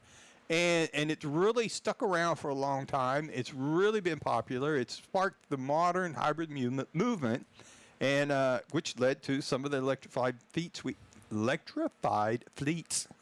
I don't know why I wrote that. I can't even say it. Anyway, Did you read it before you? in my mind, it read great. The energy and efficiency influenced nearly every automaker for decades. Such a liar. Then in 2011, the final Mercury vehicle rolls off the line. Now, this was a 2011 Grand God, I Marquis. wish I had one of No, those. it's a nice car. 72 years the brand was producing cars. It was introduced in 1939. Kind of set Not that between car. No, but the brand was introduced in 1939 to fill the gap between the Ford and Lincoln because they were trying to differentiate things. And it's where you found your Cougar, your Marauder, your Monterey. And but as things finally shifted and brand identity got blurred between the Fords, before they really got into the world of recalls, they kind of phased out the Mercury and to focus on its core. Yeah, so that they could, how good a job did they do focusing that's on to its core? simplify the recalls that they had to deal with. That's it. That was this week in automotive history. Well, don't stop now. I'm just now getting into it. Well, we could make some more the stuff. Moon Rover and Boeing, if that was done by Ford, it probably would have been Recall. They would have had to bring it back. And I was just going to say, how would you get it back there? They'd have to call Elon. Send a tech up there, and a mobile tech up there. Mobile tech support. Walking around Well, the moon. they've got it now, Where am I at? What are we doing? Okay, I got Ready? You got something else? No, I was looking to see. Okay, well, if I we got did. a couple of more stories There you I go. need to do. Crane Automotive team owner. Did you read that before you? Yes, I did. Wanted to emphasize that because I don't want you to confuse this with Crane Automotive or Auto News because that's a separate Yeah, it company is. and they're not owned by the same people. Gotcha. Crane Automotive team owner Crane Kia in Bentonville, Arkansas, will pay $47,500 to settle a 2023 U.S. Equal Employment Opportunity Commission lawsuit that alleged an employee was fired after reporting racial discrimination. This still goes on? Yeah, terrible. Galen Taylor started as a car salesman at Crane Kia of Bentonville in October 21 and returned to the dealership in June 2022 after working briefly at another Crane store. At a sales meeting on his first day back, a sales manager referred to Taylor's return, allegedly saying he wanted to address the monkey in the room, according to the lawsuit, and the commission filed in the U.S. District Court for the Western District of Arkansas. Taylor was allegedly the only black employee in the meeting, according to the lawsuit. Sales manager had complained about getting the monkey off his back earlier in the meeting and claims to have meant to say elephant in the room, according to the lawsuit. Sales manager corrected himself, apologized during the meeting, and apologized directly to Taylor after the meeting, according to the lawsuit. After reporting the incident to the dealership's office, what is that? What? After reporting the incident to the dealership's office administrator and being referred to human resources, Taylor allegedly was told he needed to sign a statement saying he felt safe working at Crane Kia of Bentonville or moved to nearby Crane Hyundai in Bentonville. Taylor, who originally provided a statement about the incident to the group's human resources director in 22, allegedly was expected to come to work June 16th, 22. With his decision, Taylor said he didn't want to relocate and didn't sign a safety statement, and he allegedly was terminated, according to the lawsuit. Wow. What a bunch of morons. I know, just a little nitpicking. So, in addition to paying $47,500 to the former employee, the retailer, as part of a 2-year consent decree, will be required to post a notice in the workplace. Okay, morons? I think on several different levels. Yeah, many different levels. Okay, it's time for a break. We'd love to hear from you. Shoot us an email. The address is info@nwheeltime.com. We'll wrap up today's show after this. You own a car you love. Well, why not let Gulf Coast Auto Shield protect it? Houstonian John Gray invites you to his state-of-the-art facility to introduce you to his specialist team of auto enthusiasts. We promise you'll be impressed. Whether you're looking to massage your original paint to a like-new appearance, apply a ceramic coating, install a paint protection film, nano-ceramic window tint, or new windshield protection called ExoShield, Gulf Coast Auto Shield is where Houston's car people go. Curbed your wheels? Instead of buying new, why not have them repaired? How about a professionally installed radar detector? Gulf Coast Auto Shield does that too. Get a peek inside the shop and look at the services offered by getting online and heading to gcautoshield.com. Better yet, stop by their facility at 11275 South Sam Houston Tollway, just south of the Southwest Freeway, and get a personal tour. Gulf Coast Auto Shield is your place to go for all things exterior. Call them today, 832-930-5655 or gcautoshield.com. Well, that's all for this week's In Wheel Time Car Talk Show. Be sure to check us out online at inwheeltime.com. Hey, we're always looking for new, informative, and fun automotive things to bring to our global audience. If you've got an idea, event, or a road trip destination you'd like us to feature, let us know. Our email address is info@inwheeltime.com. In addition to our live stream, we also have podcasts. When you're looking for award-winning car talk, you can find the In Wheel Time Car Talk Show 24/7 on the In Wheel Time app. When you're on the road this summer, grab a podcast from your favorite podcast provider, including the new SiriusXM podcast channel and the Odyssey radio app. We video stream our live show every Saturday, 10 to noon, on Facebook, YouTube, and InWheelTime.com. The In Wheel Time video technical director is guess who? Not Woody Woodpecker. We need more Jeff Zekin. For booking agent, video editor, people finder, and do all, Mike Out of This World Mars. Chief Engineer David Ainsley. I'm Don Armstrong. Shout out to our new global fans that have joined our show from Sri Lanka. From all of us at the In Wheel Time Car Talk Show, have a great week. We'll see you next weekend.